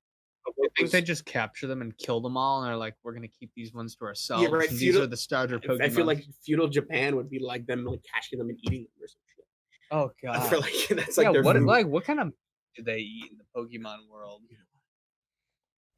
It's too many scary questions. I actually learned something too because I was like, "What are these random ass starters?" Because they had Cyndaquil, Oshawott, and Rowlet as your starters. Cyndaquil. Oshawott, which is the water seal type dude, right? Yes, then he turns into the cool like. And then Rowlet. That was Rowlet, the cool owl, the archer. Typhlosion's cool. They should have given him another typing. That gen has really good starters, but they didn't type them anything. Like for Alligator should have been a dark type Alligator, and then Typhlosion should have been something. I don't know. But I love Typhlosion is one of my favorite fire types. That's a cool starter. I mean the walrus seal type dude is he's kind of cool. He has like cool armor. But all the water types you could have picked. The only reason I was Who's like, the grass what type is again? This? Decidui, the owl. That's a cool one. He's really cool. He's ghost, right? Yeah, he's grass ghost. That's a really good type. But the only reason I was like, what the fuck is this? Because it's like random ass generations. I was like, what is this? What is it? Gen 3, Gen like fucking 7, and then Gen like I don't know. Gosh, what's been 5 or something? You gotta play it to figure out, I guess. I mean, it's kind of a cool attention to detail, though, just because different populations get wiped out or move from depending on the region. I learned there's actually a different meaning as well because it's feudal Japan. You got to think about what was popular back then and like what they had to do. So, Oshawott turns into samurai, like a samurai thing. Decidui is an archer, which is like archery is big in Japan. And then Typhlosion's a fiery Typhlosion, yeah, that's the one that was like a little bit harder, but then somebody figured out that his Japanese translation is a name of a famous shogun, which is actually, what is a shogun? That was imperial police or some shit, right? Why are you saying this is random then? You already got the answers. I'm trying to explain why it wasn't random. Okay. I was saying I thought it was random, but it actually isn't. Sure, bud. So overall, we don't know too much about the game. There's only like a 50-second trailer, but yeah, it's called actually Pokemon Legends Arceus. So it's going to be about Arceus. So which Arceus is a cool one. He's fucking cool. He's God. So that's going to be interesting. The fact that a 10-year-old kid can literally capture Satan and God is a little scary, but Satan. Giratina, yeah. Yeah. The fact that 10-year-old kid can catch the controller of space and the controller of time. No, the fact that 10-year-old kid is fighting against a like massive worldwide criminal organization and winning and taking them down single-handedly, like goddamn. Yeah, does that say more about the kid or more about the syndicate, though? Yeah, both. Both. That's true though. Like, yeah, it kind of tells you like, is the kid just fucking like insane, or is the syndicate just trash? Imagine this 10-year-old kid just rolling up to your headquarters and he just pulls out God just to destroy your headquarters.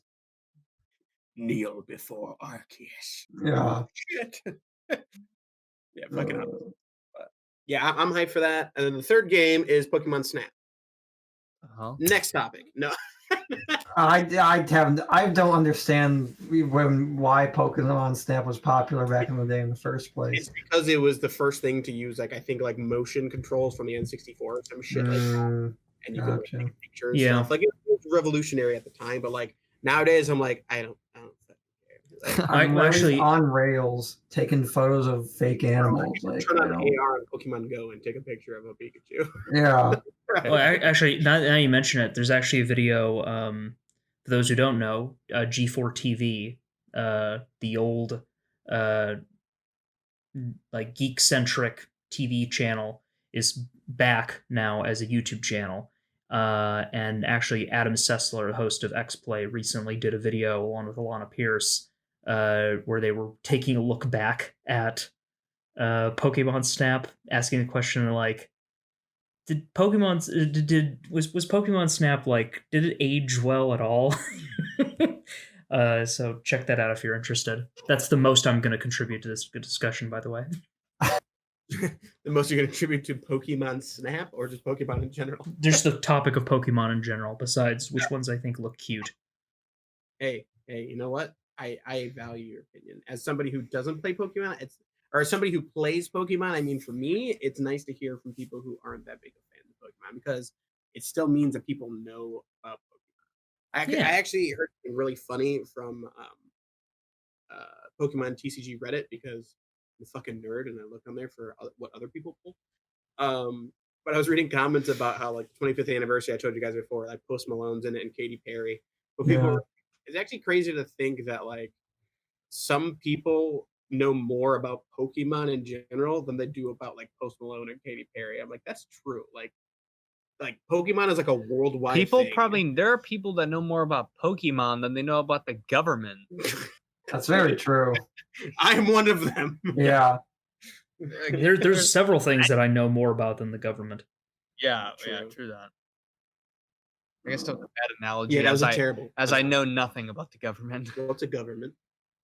I don't know. Did you guys catch that WandaVision episode?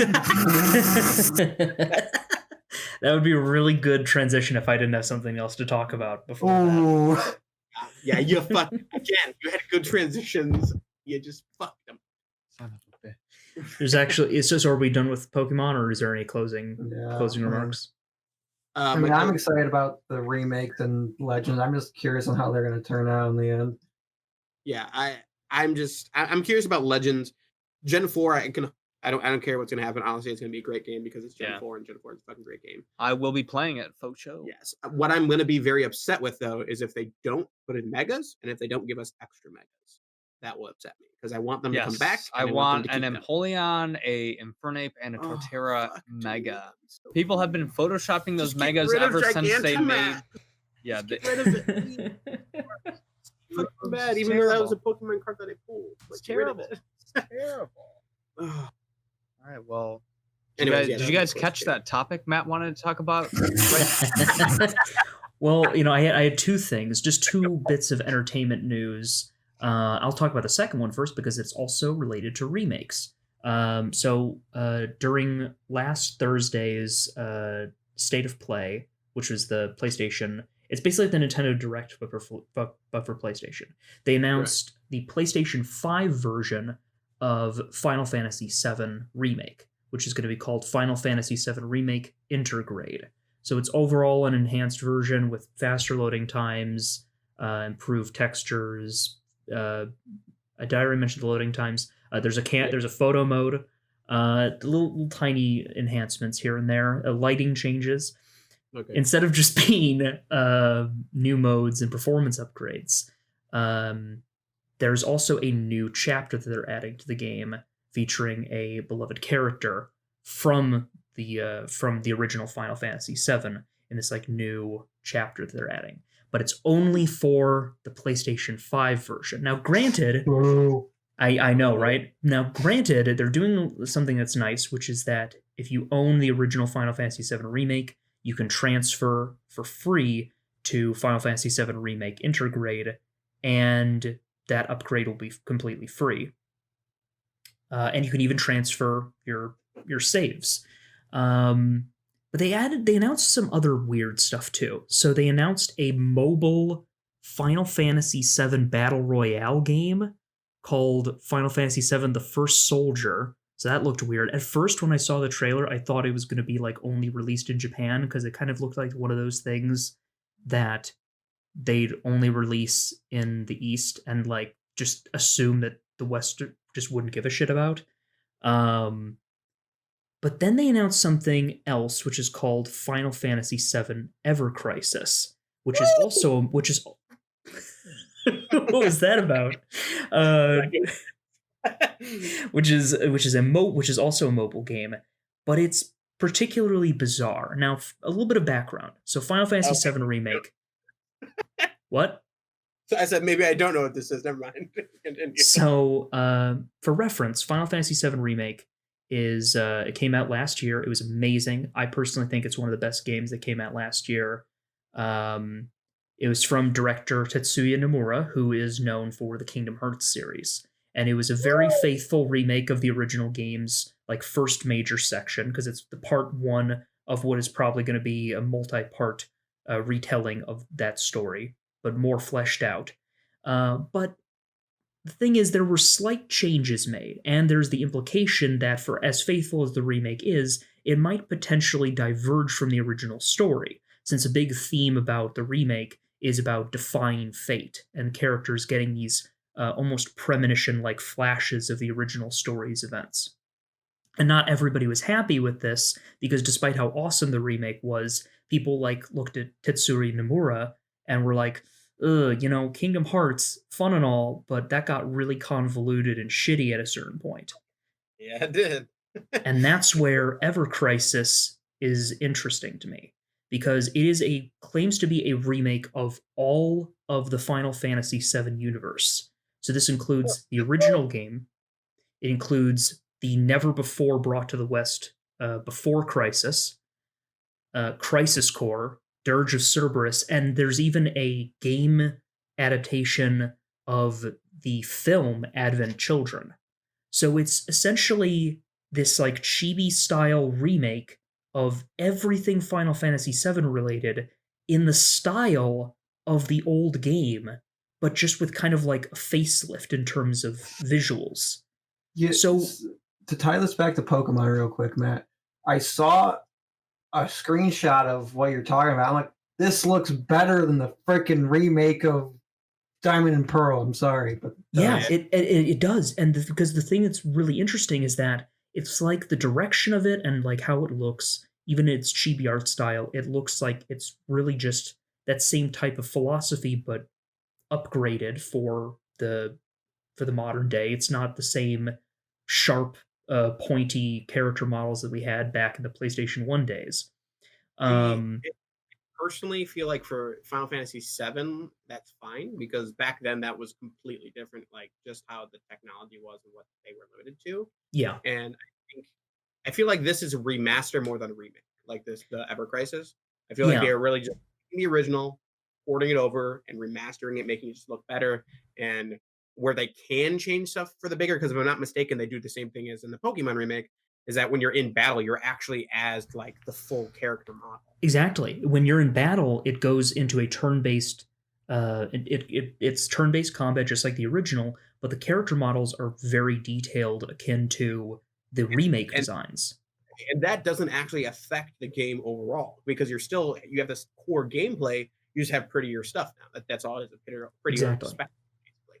So I like that overall. I don't like that for the Diamond and Pearl remake, is because I feel like that should actually be a remake. Like, you're changing the game overall, still keeping it obviously true to its core of what it's overall supposed to be, but like changing the overall gameplay and everything to actually make it feel like remake compared to a remaster. Exactly. So that's where I'm kind of sitting at with that. Yeah, I just think that it's interesting because I was, hearing some dissenting opinions about Final Fantasy VII Remake and about how there was these differences in style between not even the differences in style. Like, obviously it's a remake of a game that came out years ago. What I meant to say was these differences in the way that the story was playing out, because obviously if you want to see that game that you loved as a kid get remade, you want it to be exactly how you remembered it, and then some, because 7 Remake is obviously like a far more cinematic, polished game with some, I'd say, objective improvements in certain regards, and a combat system that's a bit more modern and accessible to newer audiences. And so the idea that they are giving this, admittedly, it's a mobile game, but I'm hoping that they'll do something later where they'll release it on Steam because it's supposed to be episodic. Um, the idea of giving this like polished remake, like other possibility for remake, as well as covering a whole different threshold of like content from that universe. Like just the fact that we're getting an adaptation of a work that like a remake of a work that never even made it to the West before is pretty cool. So for people who were wary of the remake changing things, this might be another possibility to kind of please everybody, which I think is very interesting. It's just bizarre that it's a bizarre thing to see, but it's also kind of cool because it's always difficult to please everybody when it comes to remakes because anything you change could come under scrutiny. And so the question I wanted to ask you guys was, if you're remaking the story, how many liberties should one be able to take? What should be brought up to date and what should be kept consistent with the original? I don't think you should change the story. You can change the gameplay, but not the story. Exactly. I was going to say that was the biggest thing for me is that you're remaking the game so that people can play the story, the same story, but in a fresh coat of paint. So if you need to change the gameplay because like it's dated, so like turn-based, obviously turn-based is kind of like a timeless thing. Like people are going to still make turn-based games, but like turn-based compared to just real-time action, that's a completely different way to play the game, a bigger spectacle. But you're still overall going to keep the same story, and I feel like that's what makes it actual remake. Right.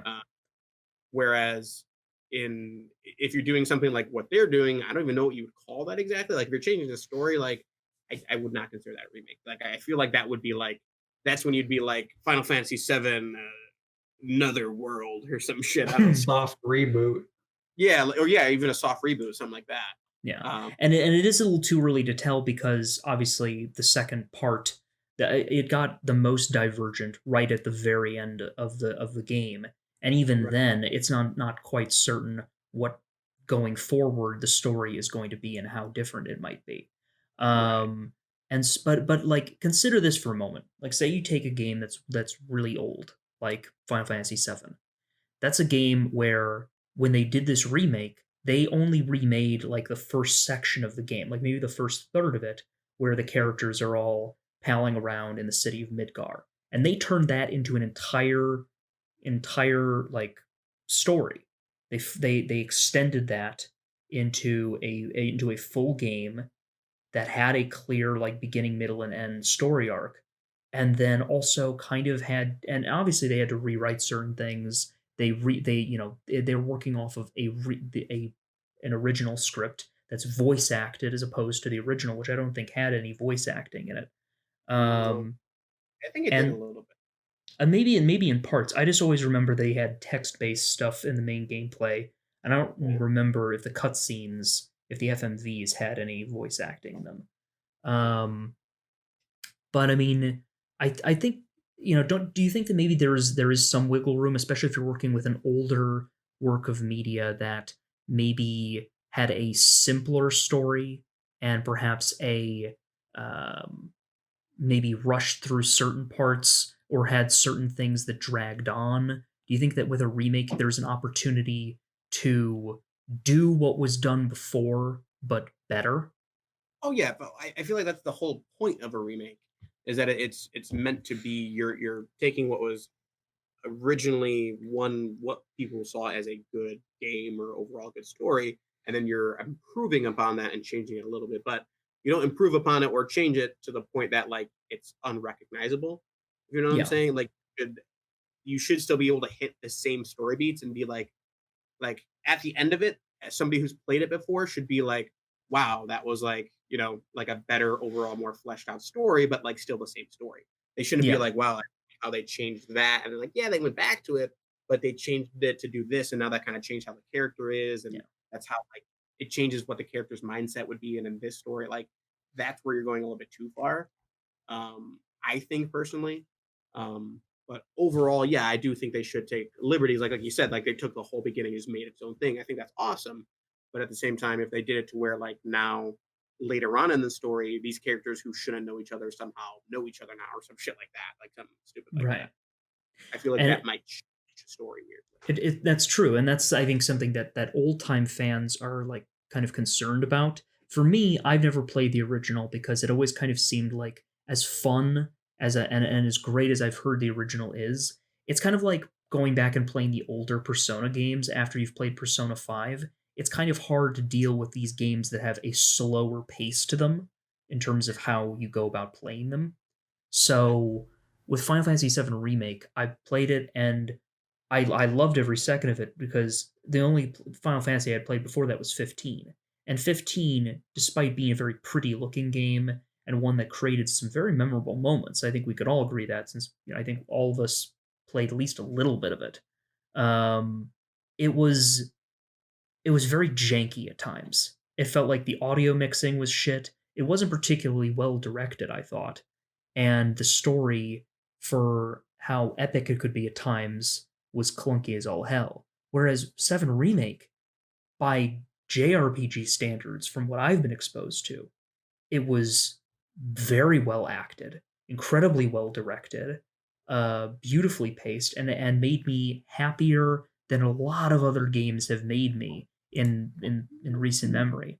Matt, speaking of JRPGs, you should play Dragon Quest XI. I probably should. Game. I probably Great should. game. I've heard great things about that. But yeah, I just wanted your guys' takes on like when it comes to remakes, because I just heard this and it's just very unusual to see a decision made like this, to just be like, yeah, we know we have another remake in the works, but here's like another remake that is like just a straight up, not many changes involved remake of that old story. While that, for me, is like the Ever Crisis, I think, is going to be a remaster where it's like the same, just prettier. Whereas the remake, like, I feel like there's levels to it. You have the remaster, which is like what Ever Crisis I believe is going to be, which is just prettier, and then you have the remake, which is like the game's prettier. You have different ways to play the game. You maybe have some extra stuff with the story, but it's overall the same. And you have what could be Fantasy VII Remake, which is going to be like possibly a not completely different story, but the story taken into a different direction. And I feel like that last one's not exactly a remake in my book. I feel like that's just considered a whole new. It could even be considered like a DLC or some shit. I don't know.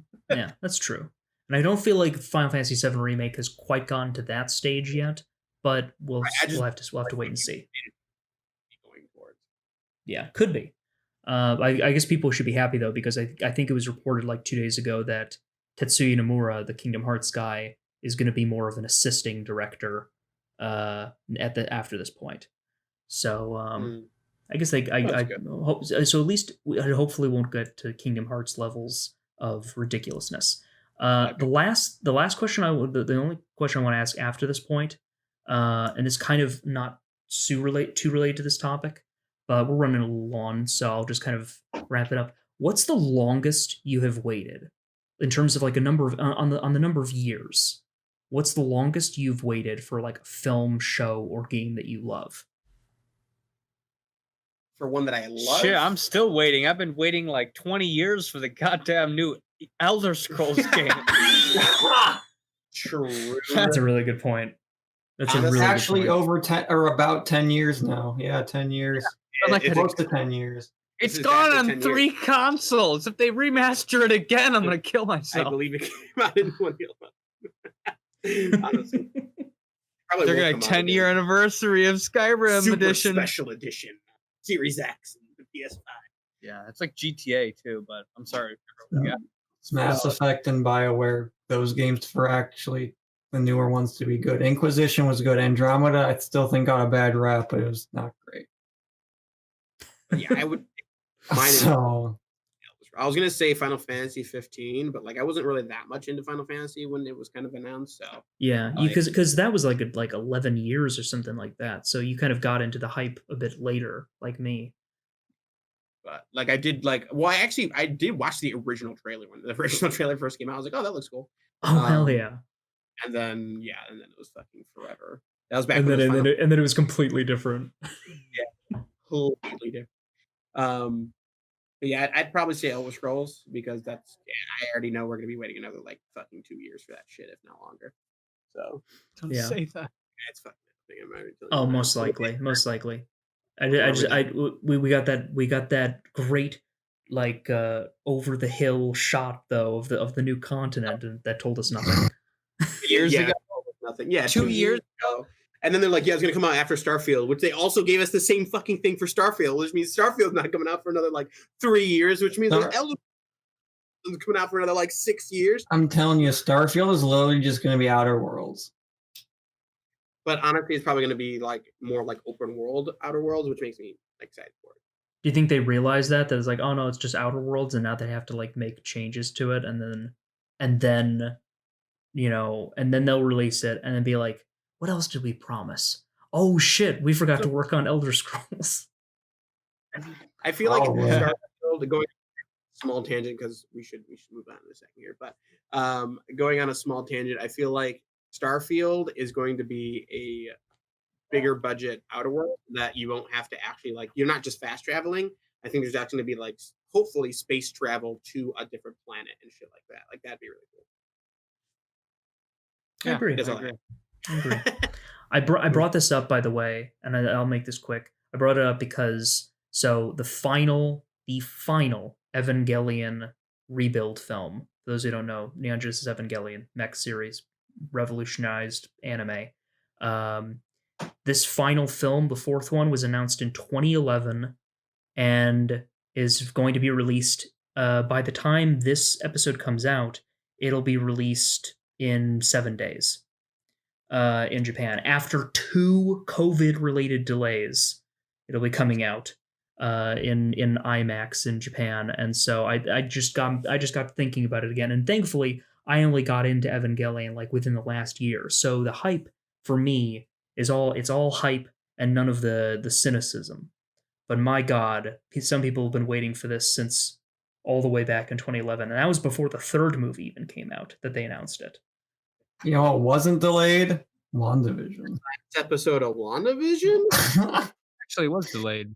We were supposed to get it in December. Yeah, we Oh, really? Oh, That's true. Yeah, I didn't even think about that.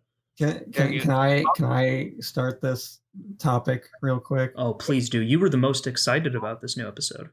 All right. Let me get ready for this. All right. Jesus, take the wheel. Jesus. Wait. Excuse me. COVID. What the fuck is wrong with reviewers saying this episode was bad? Okay, IGN, you can go fuck yourself. All right, hold on. So I get what they're saying because it is the second to last episode, but it was a great episode. I 100% agree. No, but isn't there 2 episodes left? No, there's only one, bro. Oh, No. no. it was kind of a weird placement to do this episode. We thought because usually like remember Mando, the last 2 episodes are just banging, like you know what I mean. So it would have ended with the cliffhanger and gone into the season finale, but that's why people are disappointed. But I loved it. I thought it was great. I think people were saying they were disappointed because it was just them revisiting old like things. What do you mean? We learned that That's what I'm saying! Yeah, we learned so much. Wow, she's like a legit mutant. That's what I'm saying. And also like and what did the stone just heightened her mutant powers? Yeah, basically is what they were saying. Well, the way I took it, Doctor Strange, it's gonna be so good. The way I took it, Frank, was that she just had inherent witch powers, but then it was amplified to the point where she didn't even have to train to use them. That's how I took it. Witch powers are from being a mutant because Magneto's her dad. Well, yeah, but also mutation implies because it was like mutations in X-Men were almost kind of like more unique because like if it was hereditary and that uniform, then she would have gotten it from her ancestors. And I mean Magneto has his whole thing is magnetism.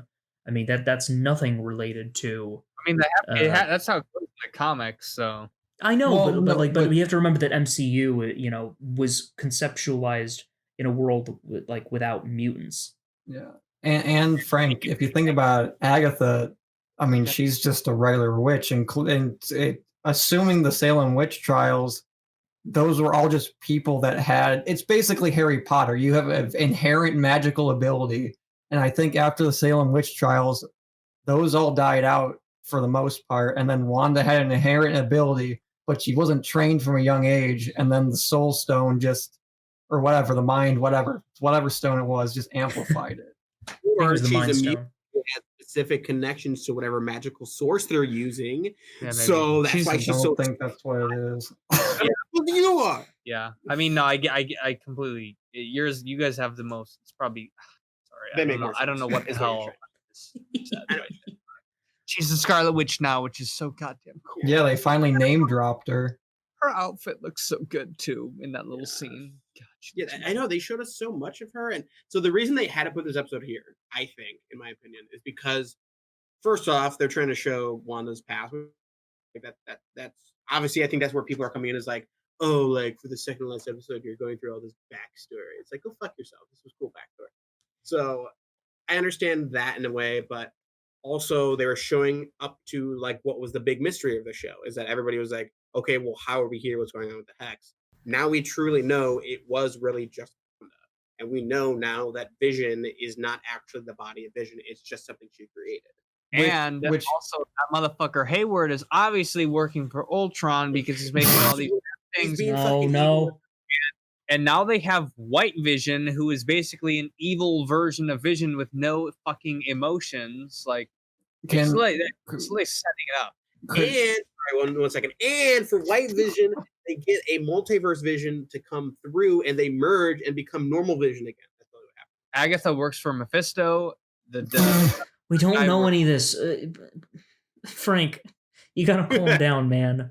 No, that's what happens. I believe him now. Can I also just say something? What's the stone that lets Vision be Vision? Mind, Soul Stone. It's the Mind Stone because it came Mind from Loki's Stone. staff, and Loki's staff is the one that used mind control.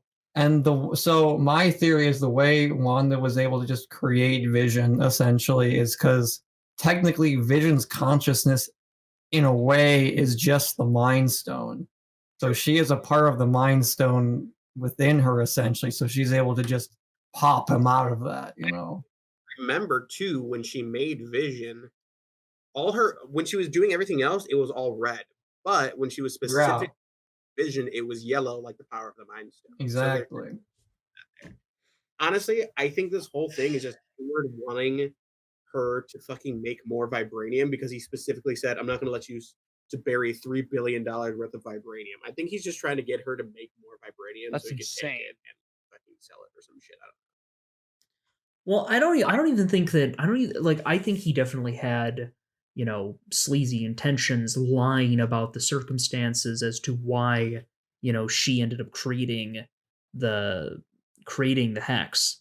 I don't even think that he necessarily even was smart enough to put two and two together that she did everything just out of grief instead of legitimately trying to make him come back alive. I actually thought it was kind of surprising and a little bit refreshing that when Wanda did snap and go down, you know, break through the glass and go down to see Vision's body, that Hayward was just like, no, it's fine.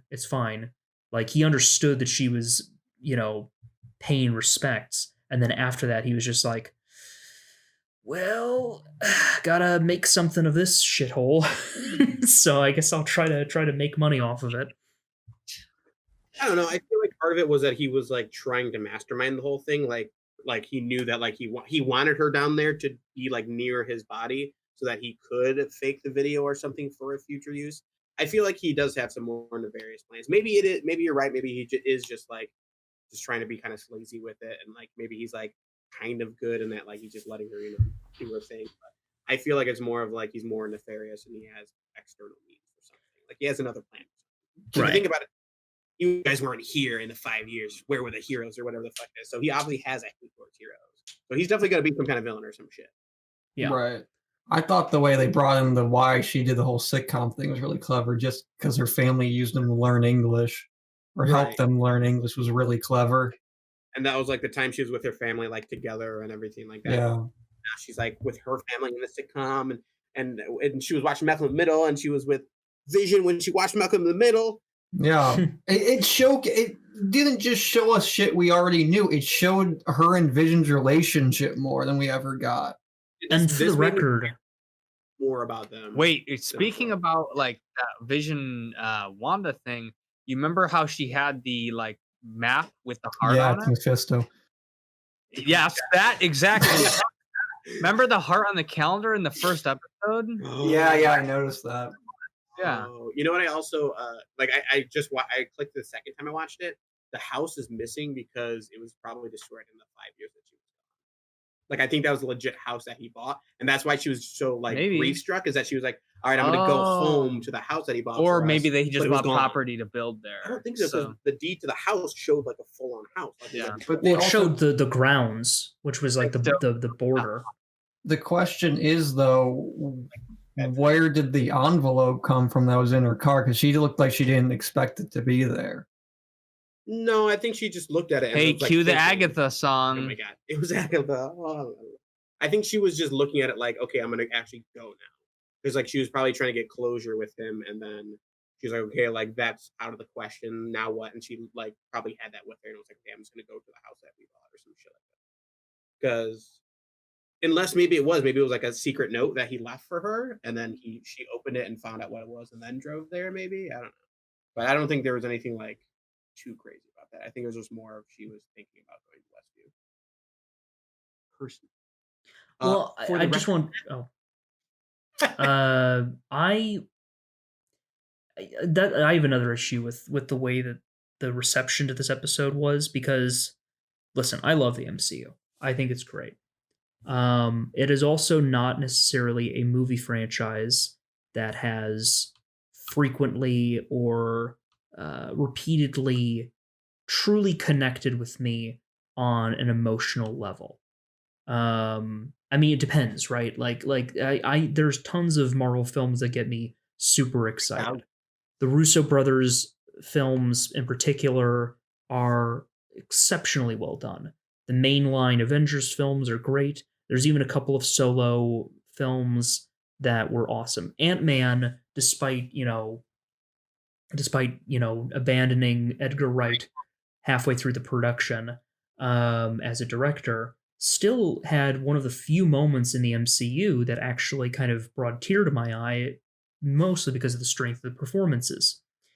This episode of WandaVision like made me tear up at several points because of the strength of the character building on screen. So the idea in any way that this episode was a waste of time and not a satisfying narrative payoff or and even build up to what will surely be a very packed conclusion is utter bullshit.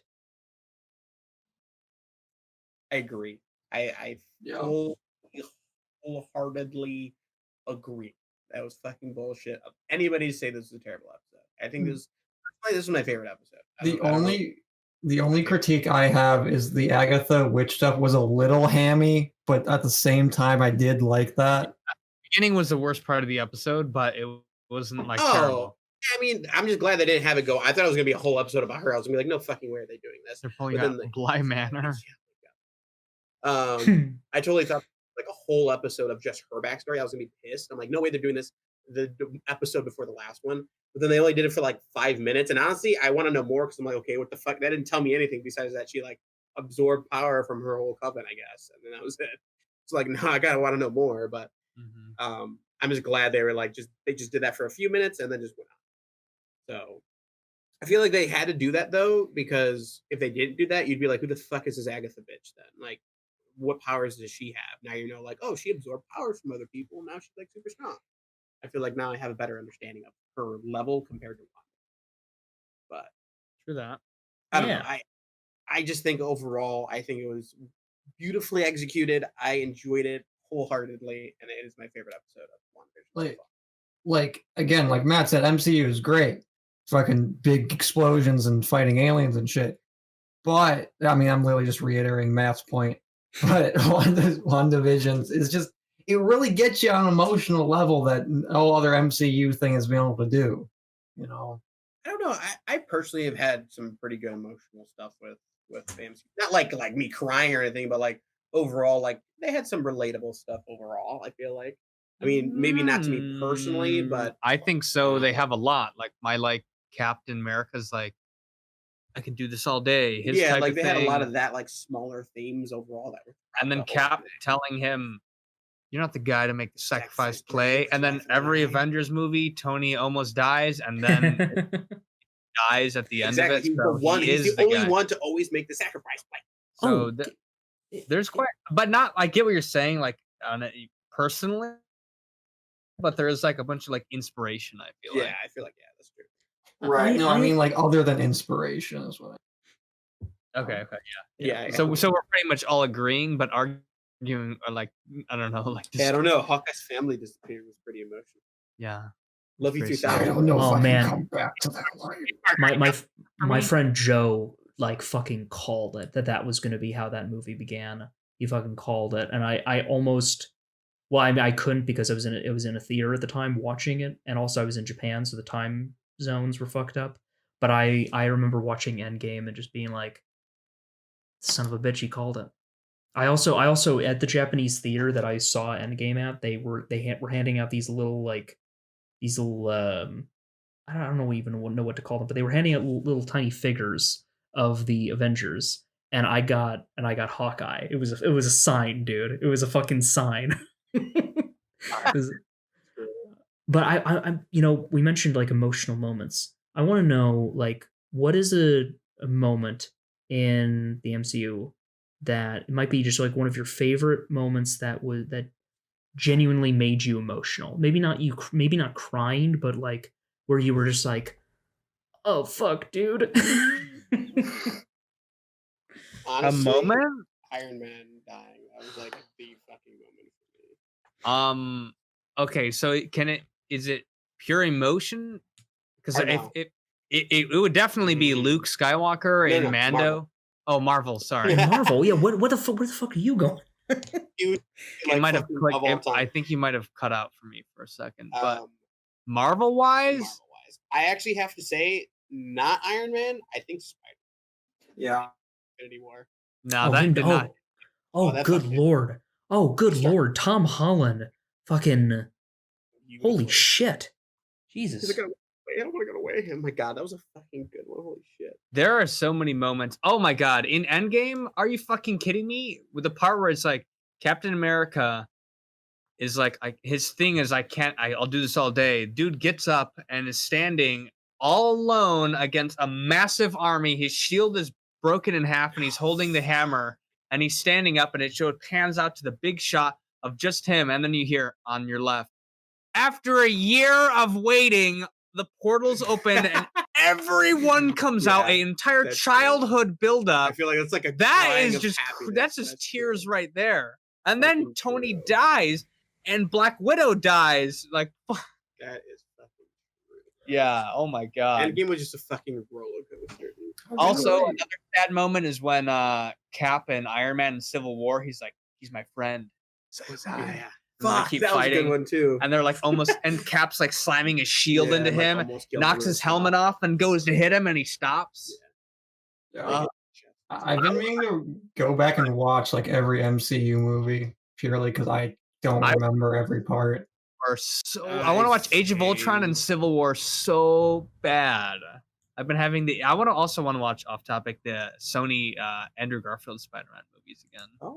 Oh yeah, we should watch those together. Yeah, the first. I love the first one. The second one is good, not as good. You watch it for culture for because I haven't seen it. Yeah, that's actually a good idea. I have one moment that I think gets slept on in the MCU in terms of raw emotion, and I think a lot of it, as usual, some part of it is the performances. I think it's also the music by Henry Jackman, who did the music for Captain America: Winter Soldier. But it's the moment when Cap and Bucky are fighting, and Cap drops his shield down through the off the airship and says, "I'm not going to fight you. You're my friend." And then Winter Soldier beats the shit out of him as like, "You're my mission," and he says, "Then finish it, because I'm with you to the end of the line, pal." I forgot about that. I haven't seen. I just got chills, Man, I'm crying right now, Matt. What the fuck? I cried like 2 days ago rewatching it, man. It's such a great moment. I'm gonna watch that moment again on tonight before I go to bed on YouTube. Oh my god, I'm getting emotional now. See, that's what I'm talking about. No, man, another amazing moment that is technically MCU that I just experienced because I just finished Daredevil season 3. Mhm. The end of that fight where Charlie Cox acts the best he ever did and beats Kingpin down and then just like screams out of anger and like lifts his mask up. He's like, "I beat you. I won't let you beat me, or I won't let you kill who I am," or some shit like that. Oh my god. Yeah, that was. Oh, I don't know, man. Emotional, bro. Like thinking of the Punisher show for going from that. That show in general just makes me want to fucking cry. Yeah. sometimes. But if it's purely MCU, yeah, I'm gonna rewatch that scene. That's so good. Oh, yes. Oh wow. I got such an immediate reaction from both of you. That's how you know, like, you don't even have to hear the music. You can just hear the dialogue and you can just think, oh, but now imagine how much you're gonna be like, how many manly tears are gonna be pouring down when you hear it in the scene with the music and the explosions and seeing that look on Sebastian Stan's face, his puppy dog eyes. You mean who should be Luke? There's so many. Like I almost cried also in Infinity War when he stabbed Tony and he falls on the ground. He's like, I hope they remember you. I'm just like, no, I'll remember you, Tony. Don't. Dude, My favorite was not today, Squidward. Oh my god, that movie started off so good. Yeah, it did. Take me back to my happy times of life of going to see Infinity War. You just see Hulk get pieced up by Thanos. Yeah, You're like, alrighty. Fucking boxes with him. Will shine on us again, brother. Oh my! Thor's entire arc is really sad as well. And then Rocket's like, brother, killed by frost giants. Brother, you just died. He just died. Yeah. I don't remember the Best friend. So got blown up for some shit. Yeah. Any other final thoughts for WandaVision MCU? Anything? This is a great episode. One of the best so far. I think it's my favorite. So. Yeah, some good discussion. Yeah. I guess we'll call that a night. Yeah. I suppose so. Yeah. Today. That was terrible. Never do that Extra again. Pokemon, extra Marvel. I'm gonna turn the mic off if you don't stop. All right. Well, follow us on Instagram for all kinds of crazy bullshit. Michael and Frank are the ones running that, and they tend to post good shit and repost good memes. So you're in good hands there. As for me and where you can find me, links in the description. I am an anime critic on sakurasunrise.blog, and I'm also the managing editor of animequarterly.com. So yeah, check me out there. I'm also on YouTube, but I don't post frequently, so you won't find that link in the description. You'll have to look for me. When I actually get around to making the videos that I'm planning on making, so. Oh yeah. I'm thinking that after a milestone, like maybe 10th episode or 15th, I need to take like a couple days to like pour through the episodes we've done and make like a best of compilation and maybe even work in some of the stuff from our sound checks because we go on some pretty funny tangents during those sound checks. I think some of that could be good content. For sure. Yeah. But until then, we'll see you next week.